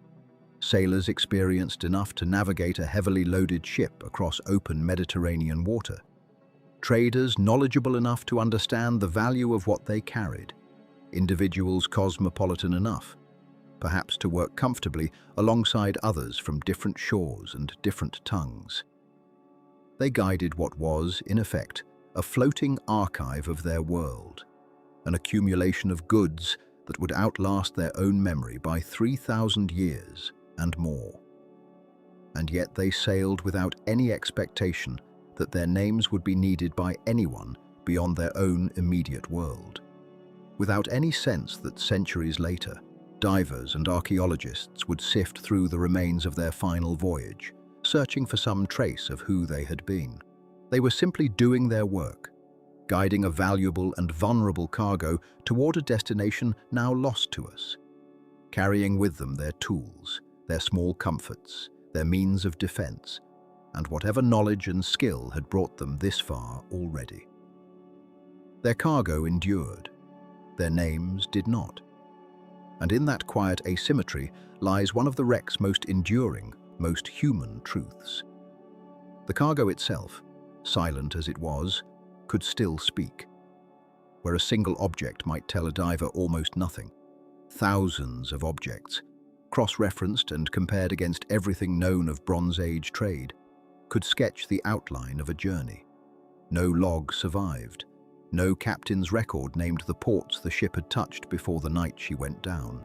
But the copper ingots, the pistachio resin, the ostrich eggshells, the murex dyed cloth, long since rotted but hinted at in traces of pigment, together suggested a route, or at least a plausible one, stretching across much of the eastern Mediterranean world. The story most often told by archaeologists begins along the Levantine coast, or perhaps at Cyprus, an island whose copper mines fed much of the ancient world's appetite for bronze. It was here, most likely, that the ship first took on the great weight that would eventually settle her onto the seabed off the Turkish coast. Copper in its raw oxhide-shaped ingots, heavy and unglamorous, stacked low and packed close for ballast, may have been the first true cargo loaded aboard, forming both the commercial heart of the voyage and, unintentionally, the ship's own keel of stability. From there, according to the patterns visible in other finds from the period, a ship of this kind would likely have moved along the coastline in short, deliberate stages, gathering goods as it went, exchanging what it carried for what each port could offer in return. It is tempting, when picturing an ancient voyage, to imagine something bold and continuous, a single arrow drawn across open water from one distant shore to another. But the evidence from Uluburun and from the wider archaeology of Bronze Age seafaring suggests something far more careful, far more patient. Ships of this era did not often commit themselves to long stretches of open sea if a coastal alternative existed. They hugged the shoreline, moved from headland to headland, sheltered in the lee of islands when the weather turned, and put in at harbour after harbour, not merely to rest, but to trade, to replenish water and food, and to maintain the web of relationships that made each landfall possible. The voyage of a ship like this one was less a single journey than a chain of journeys, each link forged by a stop at a known and trusted harbour. From the Levantine or Cypriot coast, the likely path curved northward, following the great sweep of Anatolia's southern shore. This was a coastline well suited to the kind of incremental trade the ship seems to have practiced, dotted with natural harbours, river mouths, and small settlements that could offer safe anchorage and willing trading partners. It was also, centuries later, the very route that classical era vessels would follow, suggesting that long before the Greeks ever sailed these waters in their own ships, the geography of the coast itself had already dictated the shape of maritime trade. Wind patterns, currents, and the placement of safe harbours do not change quickly, and a route that worked for a Bronze Age trader would go on working, with modifications, for 1,000 years afterward. In this sense, the ship at Uluburun was not simply making a single voyage. She was tracing, unknowingly, the first rough draft of a road that would be walked, or rather sailed, for the rest of ancient history. Moving along this Anatolian coast, the ship would have called at a sequence of harbours, some possibly Minoan or Mycenaean in influence, others belonging to local Anatolian polities whose names survive only in fragments or not at all. At each stop, the pattern would likely have repeated itself in broad strokes. Goods exchanged, relationships renewed or newly formed, small quantities of new cargo taken aboard to be carried onward and traded further down the line. This was not a point-to-point delivery of a single commodity to a single buyer. It was something closer to a moving marketplace, gathering value and diversity with every stop, until the ship's hold contained not the output of one place, but a cross-section of an entire trading world. Consider what this meant in practice. The copper from Cyprus might have been joined, port, by tin brought down through inland trade routes from sources further east, by resin collected from pistachio trees along the Levantine hills, by ivory carried from Africa through Egyptian intermediaries, by ebony logs whose origin lay deeper still in the African interior, by faience beads manufactured in workshops whose techniques had been refined over centuries, by ostrich eggshells worked into vessels, by murex-dyed textiles whose color spoke of immense labor and status, by amber beads that had themselves already traveled an enormous distance from northern Europe before ever reaching a Mediterranean port. Each of these objects had its own story of origin, its own journey to reach the ship, long before the ship undertook the final journey that would end at Uluburun. The vessel, in other words, was not merely a single link in a trade route. She was a node where many trade routes converged, however briefly, before continuing onward in whatever form her final destination would have required. This picture, remarkable as it is, also raises the question of how such a fragile, valuable, and complicated journey could have been managed at all. A voyage built from dozens of individual stops, each requiring negotiation, exchange, and trust, was not something that could be undertaken carelessly.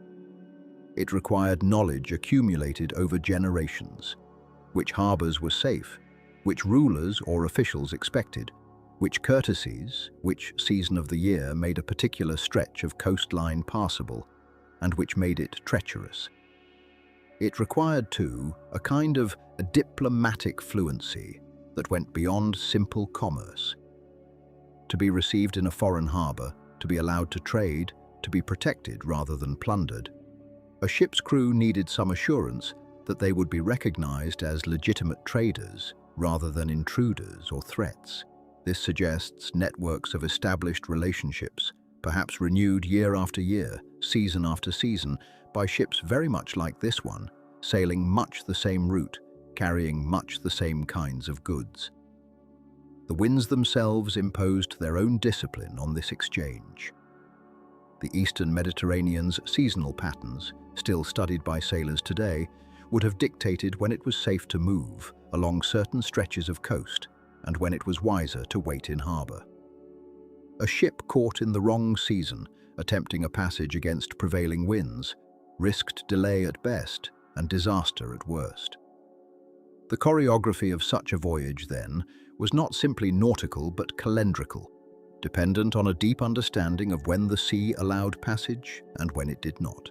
Whoever commanded this ship, whether a single captain or a partnership of merchant sailors, must have carried in memory or in some now lost record a working knowledge of these rhythms, timing departures and stops to match the sea's own moods rather than any fixed human schedule.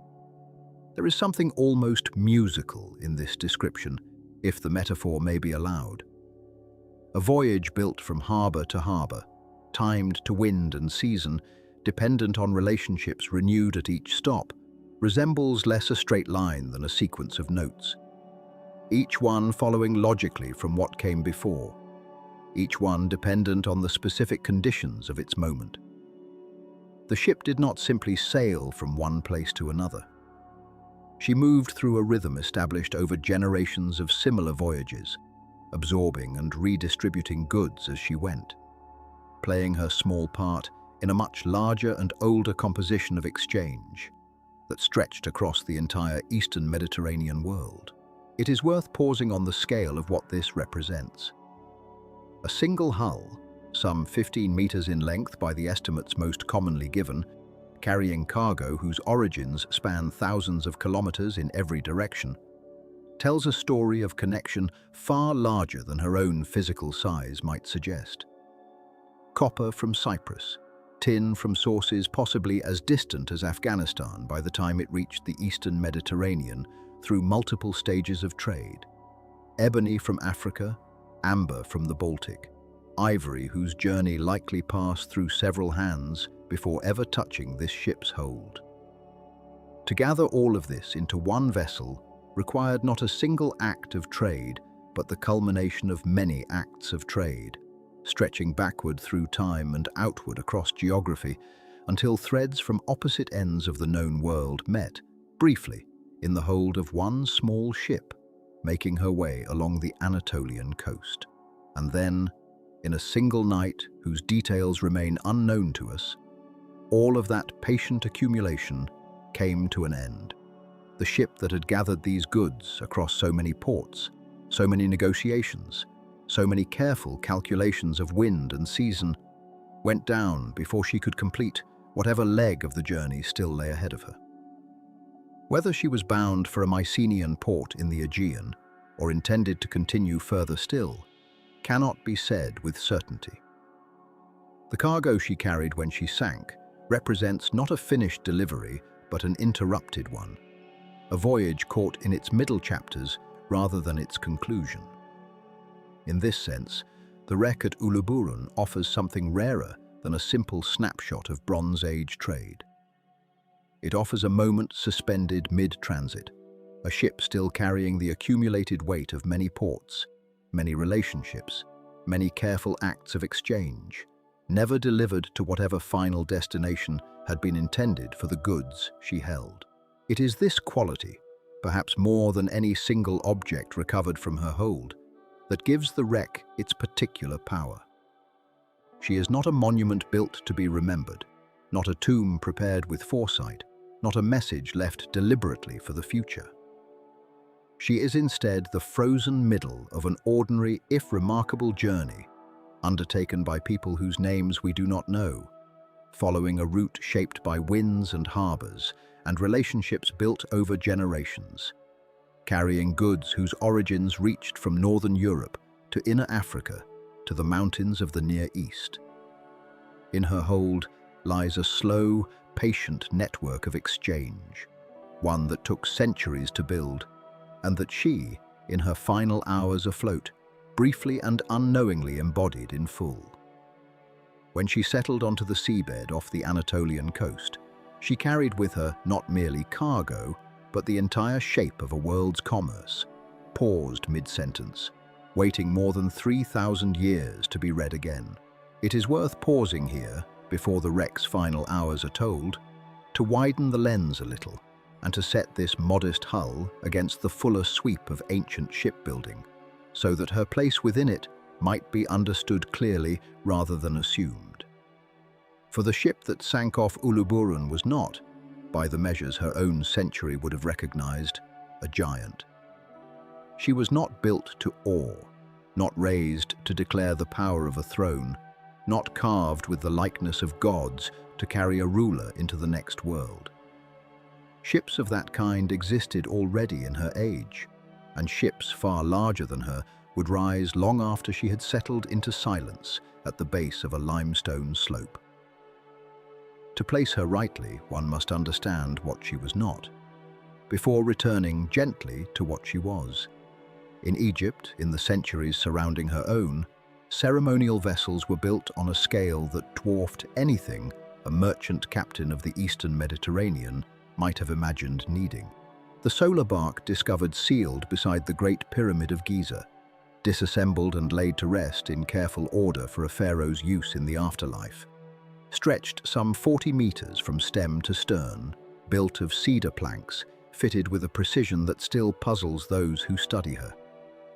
She was never meant to cross open water in trade, never meant to carry copper or tin or the modest bronze worker's toolkit that filled Uluburun's hold. She was meant to carry a king through eternity, along the river of the sky as he was believed to travel it, and every plank of her had been shaped with that singular, sacred purpose in mind. Beside such a vessel, the little trader that would later wreck off the Anatolian coast seems almost humble, a working boat built for a working sea, carrying goods rather than gods, sailors rather than symbols of divine kingship. And after Uluburun, the contest to build larger, grander, more commanding ships did not pause. It only quickened.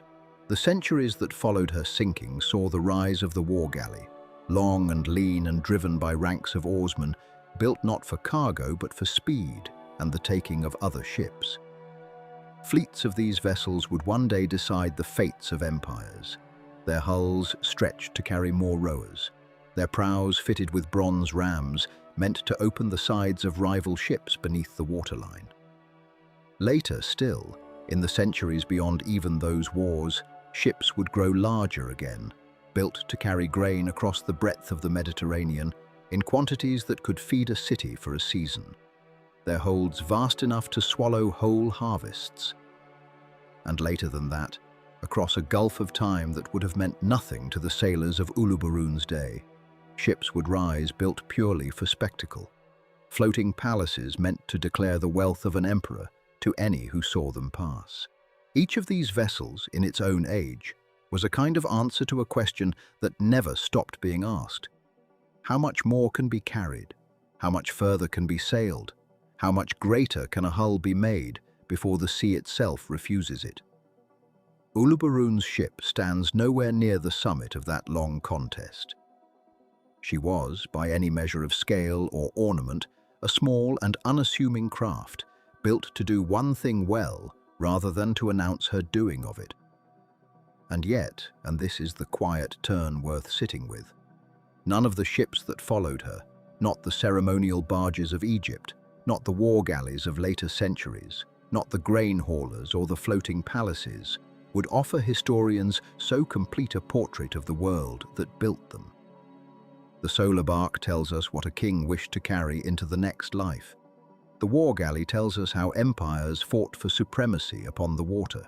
But Uluburun's ship, modest as she was, tells us what an entire age actually needed, actually made, actually moved from hand to hand and shore to shore in order to keep its furnaces lit and its workshops running.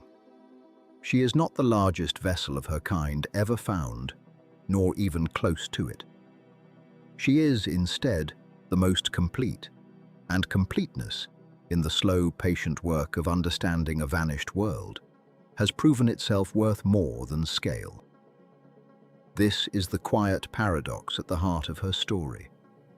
Bigger ships would come, and their size would be remembered, their engineering marveled at, their ambition recorded in stone and inscription for those who commissioned them. Uluburun's ship left no inscription. No pharaoh ordered her built. So far as the wreck reveals, no king's name was carved upon her hull. No chronicler thought to record her passage across the sea in any surviving text. She was, in the fullest sense, an ordinary ship doing ordinary work. And it is precisely because of that ordinariness that she has come to matter so much. Extraordinary ships tell us about extraordinary ambition. Ordinary ships, when they are found intact enough and studied carefully enough, tell us about everyday life, about the machinery of an economy rather than the vanity of a single ruler. And that kind of knowledge is rarer and, in its own way, more valuable. It is worth reflecting, too, on the shape of that long human contest itself. The slow reaching toward ever larger and more capable vessels that has run through the whole of maritime history like a current beneath the surface. It did not begin with Uluburun's ship, of course. Rafts and dugout canoes had carried people and goods across water long before bronze was ever smelted, and larger vessels than hers had certainly sailed the rivers and coasts of the ancient world in her own time and before it. But if one wishes to point to a single wreck that captures the moment when trade itself, rather than mere transport, had become organized enough, ambitious enough, and networked enough to require ships built specifically to carry a diverse and valuable cargo across open sea on a fixed and repeatable route, Uluburun's ship stands near the quiet beginning of that story, one of the earliest such vessels the sea has allowed us to recover whole enough to read. She is not the first ship ever built. She may not even be the first cargo ship of her kind. But she is, so far as the archaeological record permits us to say, the oldest such vessel yet found essentially complete, and that gives her a particular kind of primacy in the story of ships built expressly for trade rather than war or ceremony. Every grain hauler that followed her, every merchant galley of later centuries, every broad-beamed trader that would carry oil and wine across the Mediterranean in the ages after bronze gave way to iron, belongs to a lineage she stands near the root of, whether or not those later shipwrights ever knew her name, which of course they could not, since her name, like her captain's, has not survived. And here the story turns towards something almost mournful, though it is not tragedy exactly. only a kind of quiet imbalance that runs through the whole of ancient history. The pharaohs, whose economies depended on ships exactly like this one, are known to us by name, their faces preserved in stone, their reigns dated and catalogued, their tombs opened, and their possessions catalogued down to the smallest ornament. The kings of the Hittite lands, the rulers of Cyprus, the palace administrators of Mycenaean Greece, who received the very kind of cargo this ship carried, are recorded in surviving tablets, their titles and even some of their correspondence preserved on clay that has outlasted empires. We know their names. We do not know the name of a single person who sailed aboard the ship that carried their goods to them. We do not know the name of the captain who chose her route, who read the winds and the stars and the shape of the coastline to bring her safely from harbour to harbour across years of voyages before the final one. We do not know the names of the sailors whose sandals and personal blades and small tools were found scattered among the wreck, evidence of individual lives lived and lost, without the individual names that would let those lives be spoken aloud again. The bronze figurine of a Canaanite god, wrapped carefully in cloth, that rested somewhere aboard her, might have belonged to any of a dozen crew members, and we will never know to which. The seal of a Syrian merchant, found among the cargo, tells us that someone somewhere trusted this ship with something valuable enough to mark and claim, and that person's name is likewise gone. This is the asymmetry that sits at the center of so much ancient history, and Uluburun's wreck makes it visible with unusual clarity. The great are remembered. The ordinary, upon whose labor and skill and courage the great depended entirely, most often are not. A king's granaries were filled by grain nobody named. A king's palace was built by hands nobody recorded, and a king's bronze, the very substance of his weapons and his tools and the objects by which his wealth was measured, crossed the sea in a hold built and sailed by a crew whose names have simply not come down to us, however many other traces of their presence the wreck has yielded. It would be easy to let this imbalance pass unremarked, since it is, after all, the ordinary condition of history before the age of universal record-keeping. But it seems worth pausing on, if only for a moment, because it reframes what this wreck actually represents. It is not merely an assemblage of ancient objects, however remarkable that assemblage may be. It is the physical trace of labor and skill that made kingdoms possible, preserved far more completely than the kingdoms themselves ever managed to preserve the memory of the people who performed it. And so the lens narrows again, gently, back to the wreck itself, resting where it has rested for more than 3,000 years, along that steep and unforgiving slope beneath the Anatolian coast. Seen now against this wider history, against the towering ceremonial barks and the war galleys and the vast grain ships that would follow her by centuries, she is not a curiosity, not a modest footnote beside more impressive vessels. She is something closer to a keystone, the single small stone whose presence lets an entire arch of understanding stand. Remove her, and the picture of Bronze Age trade would remain a matter of scattered inference, drawn from texts and tomb paintings and the occasional stray object found far from its origin. With her, that picture holds together, coherent and dated and physically whole. It is time now to return to the last hours before she came to rest in that position, to the night, whenever precisely it fell, when the sea that had carried her safely across so many years and so many harbours finally refused to carry her further.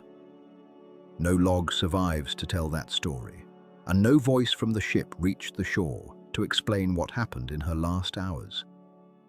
This absence is itself worth sitting with for a moment, because it shapes everything that can honestly be said about her end.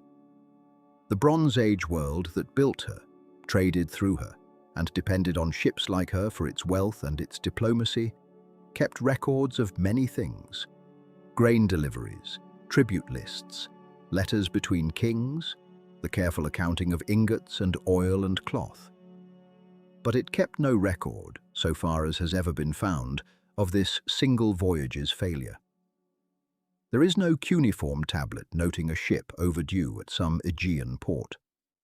There is no Egyptian scribe's brief entry marking cargo that never arrived. Whatever office or household in Ugarit or Cyprus or the Argolid expected her, whatever hands were meant eventually to unload her copper and weigh her tin, left no trace of their disappointment or their eventual understanding that she was not coming. The sea took her cleanly, in the sense that it took her without leaving behind the paperwork of loss. This means that any account of her sinking must be built from a different kind of evidence entirely. Not the words of those who mourned her, but the mute testimony of the wreck itself, read with the same patience that has gone into reading every other part of her. And that evidence, while it cannot supply a narrative with the certainty of a witnessed event, does allow for a reconstruction that is neither idle speculation nor careless invention. It is, instead, the kind of careful inference that comes from decades spent looking closely at exactly how several tons of copper and tin came to rest on a steep undersea slope, and from asking what physical processes could have arranged them so. The headland itself offers the first clue, and it is not a subtle one. Uluburun means, in Turkish, something close to Great Cape, and the promontory earns that name honestly. It juts into the sea along a stretch of the Anatolian coast that has claimed vessels across many centuries, not only in the Bronze Age but long after it, into the age of sail and even into the era of steam.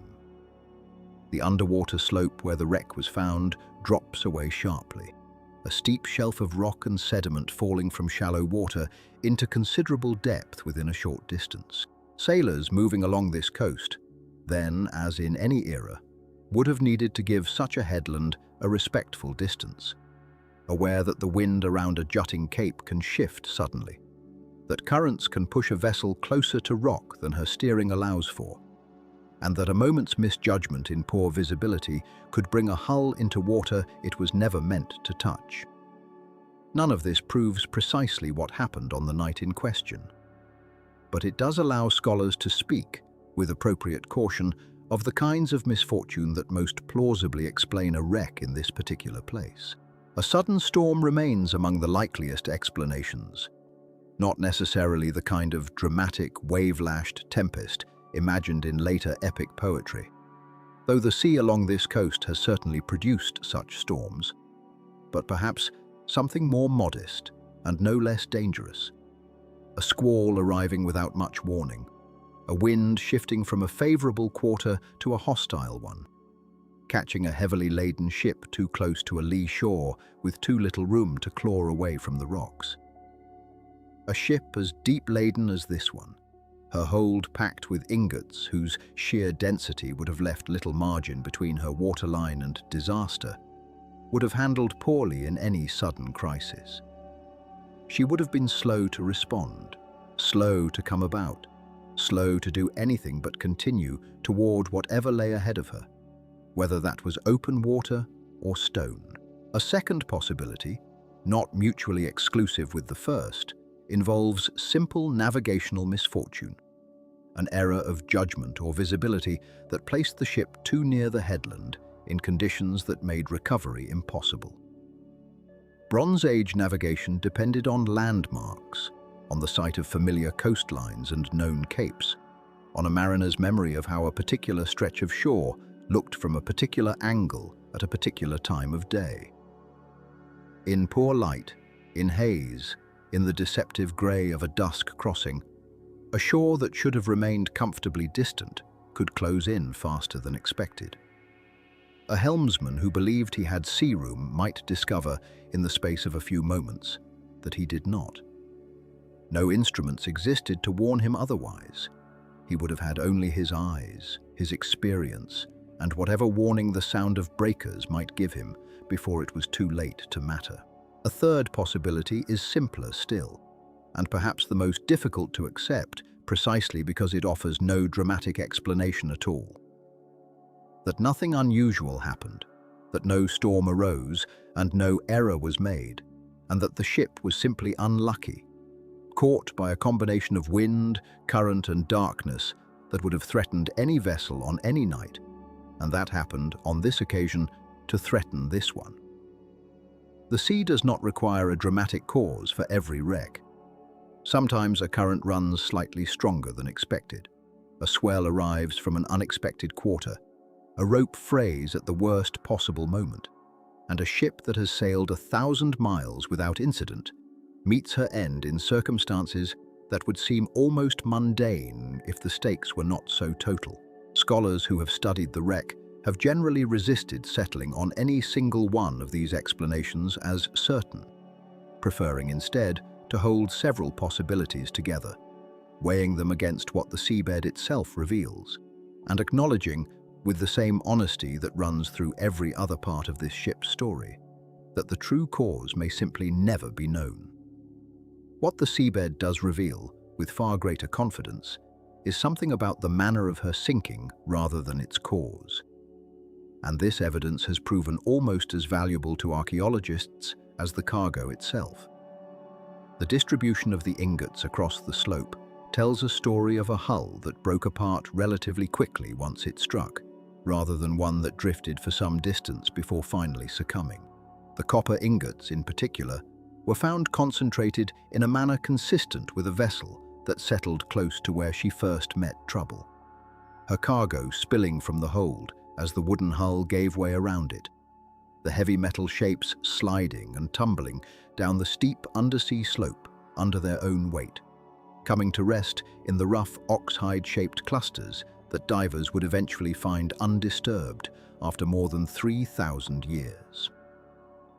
Some ingots traveled further down the slope than others, evidently continuing to slide even after the initial breakup, drawn by gravity into deeper water where the excavation team would later have to extend their work to lower and more difficult depths.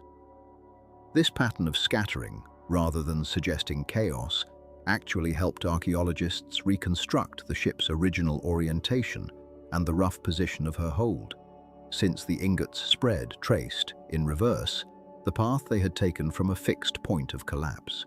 The wood of the hull itself, though far less complete than the cargo it once contained, told a consistent story. What survived of the ship's timbers was concentrated in patches near the upper end of the wreck site, close to where the vessel would have first struck, rather than distributed evenly across the full length of the debris field. This is consistent with a ship that broke apart under the impact of the headland's rocks, or shortly after, rather than one that remained largely intact and settled gently to the bottom in open water. The evidence, in other words, points toward a relatively sudden and violent end rather than a slow, drifting demise. A ship brought to disaster quickly, her structure failing within a short span, her cargo released all at once into the water and left to obey nothing but gravity and current from that point onward. It is worth pausing on what this physical reconstruction leaves unspoken, because what it leaves unspoken is the fate of the people who had sailed her. No human remains were recovered from the wreck, a fact that is itself unsurprising given the span of time involved and the conditions of the seabed, which are generally unkind to the preservation of bone, particularly in the upper, more exposed portions of a wreck site subject to currents and marine life across 3,000 years. But the absence of remains does not mean the absence of people, and it would be a mistake to let the wreck's cargo, however extraordinary, entirely eclipse the human reality of what its scattering represents. A crew was aboard this ship. Their exact number cannot be known with certainty, though the size of the vessel and the demands of managing her sail, her steering, and her considerable cargo suggest a company of at least several people, quite possibly more. They would have known this coast, or believed they did. They would have made this crossing, or one very like it before. They would have had names, families waiting in whatever port considered itself their home, expectations of payment or profit, or simple safe return that this particular voyage would not fulfill. Whether any of them survived the ship's final hours is something the archaeological record cannot answer, and likely never will. It is possible that some reached shore, that a headland close enough to wreck a ship was also close enough to offer refuge to swimmers, desperate enough and fortunate enough to reach it.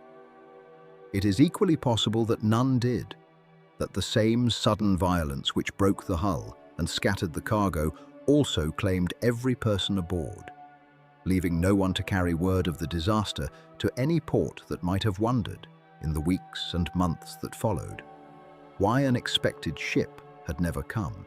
Scholars who study the wreck tend to speak of this uncertainty plainly rather than filling it with invented drama, and there is a kind of honesty in that restraint.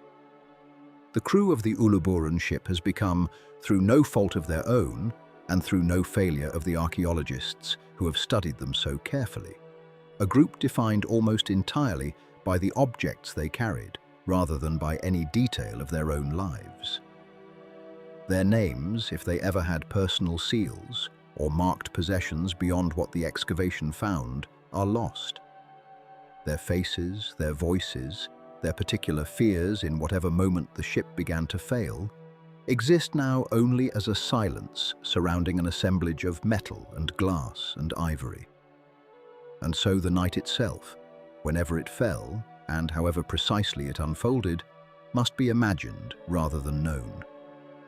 A ship low in the water under the weight of copper and tin. A coastline familiar or half familiar in the dark. Wind rising, or a course misjudged, or simply the ordinary risk that every ancient voyage carried and usually survived, until the one time it did not. The hull striking rock, or opening under stress, filling faster than any effort could answer. Cargo breaking free from its careful stowage, tumbling down through water that had, until that moment, been merely the medium of the voyage, and would now become its ending. The ship settling into a darkness that would keep her and everything she carried, whole and undisturbed for more than 3,000 years, waiting for a sponge diver's report to bring the first faint knowledge of her back into the light. The slope where she came to rest was steep enough to be forgiving in one particular sense, though cruel in every other. It carried her down past the shallows where storms could still reach, past the depths where fishing nets might have dragged across her deck and scattered what she carried, down to a shelf of rock and sediment where the water grew cold and still and dark, and where almost nothing that moved through the upper sea had any reason to come. This was not a place ships passed over on their way to anywhere. It was not a place divers of the ancient world would have had any means of reaching, even had they known to look. The depth that made her final hours so desperate, that filled her hold with water faster than any bailing could answer, was the very depth that would keep her afterward from every hand that might otherwise have disturbed her rest. In the accounting of that single night, loss and protection arrived by the same door. For fishermen and traders and raiders of every age that followed, a wreck lying in shallow water was a wreck that eventually gave itself up. Storms shifted it. Currents exposed it. Divers with nothing more than lungs and courage could reach down and pull free whatever the sea had not yet claimed for its own. And across the history of every coastline where ships had sailed and sunk, this had happened again and again, until most wrecks within reach of a diver's breath had been picked clean of their more portable riches long before an archaeologist ever thought to look for them. But this hull, tucked against a slope well below the range of any ancient diver, below even the range of the storms that stirred the surface into white water and drove ships onto rocks, lay outside the reach of anyone who might have wanted what she carried. The pirates who worked these same waters in the centuries after her loss, the salvagers who followed every maritime disaster with their own kind of harvest, the treasure hunters of later ages who worked the coast with hooks and nets and eventually primitive diving gear. None of them ever came close enough to know she was there. The sea that had killed her was the same sea that hid her, and it hid her so well and for so long that the language used to describe her when she was finally found would borrow words more often applied to things preserved rather than things lost. What happened to her in the centuries that followed was not silence in the way the word usually suggests, a simple absence of event, but rather a very long, very slow kind of labor, carried out with no witness and no urgency, by forces that had nowhere else to be and all the time in the world to work. The sea does not rest, even when nothing appears to be happening upon it, and on the slope where the ship had settled, that patient work began almost at once and continued without pause for longer than most civilizations managed to survive. Sediment drifted down from the water above in a slow, unhurried rain, grain by grain, settling across the exposed timbers and the tumbled cargo and the scattered small objects of daily life aboard. Covering first the highest points, the places where copper ingots lay in stacks, or where storage jars stood upright as they had stood in the hold, and gradually working its way down and around and beneath, filling every gap and hollow with the fine grey material of the deep sea floor. This was not a burial performed all at once, the way earth closes over a grave, but something closer to accretion, the ship becoming, year by year, more a part of the seabed than a thing resting upon it, until the boundary between wreck and slope grew difficult to say with certainty. Alongside the sediment came the slower, stranger work of the creatures that lived in that cold water, the corals and the encrusting organisms that colonize any hard surface offered to them, indifferent to what that surface once was or what it once carried. Across the copper ingots, across the stone anchors, across whatever bronze and ceramic and glass had not already been claimed by sediment, these small lives built their own accumulations, layer upon layer, until objects that had once been recognizable by their shape alone became instead strange organic masses. Their original form suggested, rather than shown, hidden beneath a crust that had taken centuries to grow. A copper ingot did not simply lie on the sea floor waiting to be found. It became, over that great stretch of time, something closer to a living reef in miniature, its metal core wrapped in the calcified remains of generations of small creatures that had lived and died upon it, each one adding its own thin contribution to a shell that eventually grew thick enough to obscure the metal entirely, so that what an archaeologist's light first picked out on the slope did not look like human cargo at all, but like an outcropping of stone, oddly regular, oddly repeated in shape, a pattern the eye might notice before the mind understood why. The wood fared worse, in the way wood almost always does. A hull is, at its heart, an argument in favor of trees, a claim that timber shaped and joined and caulked can hold back the sea for years, for a working lifetime, for as long as care and maintenance allow.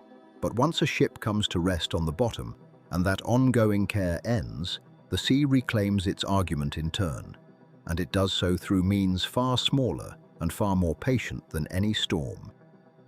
The organisms that consume wood in salt water are not fast, but they are thorough, and across a span of centuries they worked through the hull's timbers with the same unhurried inevitability that governed everything else on that slope. Plank by plank, frame by frame, the wood was consumed, not violently, not in any way that would have been visible to an observer, even if one had existed to watch, but steadily until very little of the ship's actual timber remained in any form a hand could touch. What survived instead was something more like a memory of the ship's shape than the ship itself. The ghost of her joinery preserved in the particular way her cargo had settled. Ingots that had lain in ordered rows, now resting in those same rows, though the shelves and dividers that once held them apart had long since vanished. The outline of a hold implied by the pattern of what had filled it, rather than by any wall or floor that remained to define it. In places, a scholar looking closely could find the faint negative impression of wood in the surrounding sediment, a shape where a beam had once lain, its material gone, but its form recorded in the compacted seabed, the way a leaf presses its outline into stone. The ship, in other words, did not vanish so much as she translated herself. Over 3,000 years, from timber into pattern, from structure into arrangement, leaving behind a kind of shadow that careful excavation could still read, plank line by plank line, joint by joint, provided the reading was done with patience equal to the patience that had shaped it. It should be noted, too, that this long process of erasure and preservation worked with a peculiar unevenness that made the wreck both more mysterious and more informative than a simple sinking might have been. Some materials resisted the centuries far better than others. Metal, once its corrosion crust had formed and stabilized, could endure almost indefinitely beneath its protective shell, so that ingots of copper and tin came up from the seabed, still identifiable as exactly what they had always been. Their shape and weight and composition intact, even after the wood around them had disappeared entirely. Glass, too, proved far more durable than anyone unfamiliar with old shipwrecks might expect. Its ingots discoloring and clouding with age, but surviving in a recognizable form long after any wooden crate that once held it had rotted away to nothing. Organic materials fared less well, but not uniformly so.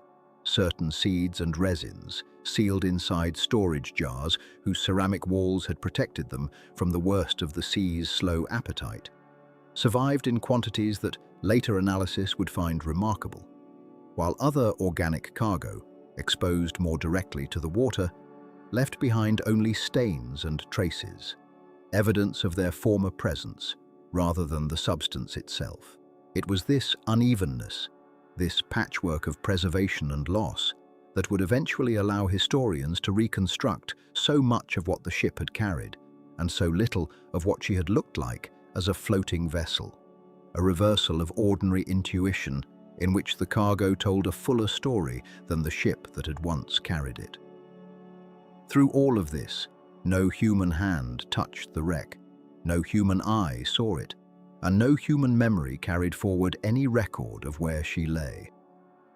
The world above the water changed in ways the ship could not have imagined and would never know. Empires that had traded in the very goods she carried rose and reorganized, and eventually gave way to others. Their languages replaced, their palaces abandoned, their scripts eventually forgotten, and only later relearned. Wars were fought along coastlines she had once sailed past. New ships, larger and differently built, crossed the same waters above her resting place, their captains and crews entirely unaware that beneath their keels, a vessel far older than anything they might have imagined lay settled into the slope, patiently becoming part of it.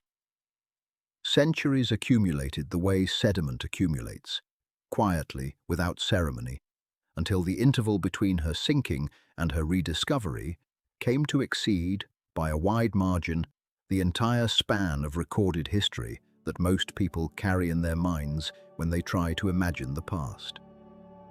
She sank before the stories of Troy were written down. She sank before the alphabets in common use today had taken their familiar shapes. And she remained there, 3,000 years, deep in time as well as in water, until a diver looking for sponges happened to glance down at exactly the right moment, at exactly the right stretch of coastline, and reported what he thought might be metal biscuits scattered across the slope below him. It is worth pausing at the end of this long account simply to hold that stretch of time in mind. 3,000 years of undisturbed rest is difficult to picture in any ordinary way, and perhaps it is enough to say only this: that a ship built by hands, long since turned to dust, loaded with goods gathered from a world of kingdoms that no longer exist, was carried by the sea to a resting place so remote and so deep that it outlasted every human civilization that might have found it, and waited there, patient and unseen, until it was ready to be found. Her hull is gone now mostly, translated into pattern and memory. Her cargo remains, catalogued and studied and displayed behind glass in a museum built specifically to hold it. A floating world reassembled on dry land. If you would like to walk among more of these vanished ships, more voyages lost and later found, the channel holds a great many of them, waiting quietly, the way she once waited for someone to come looking.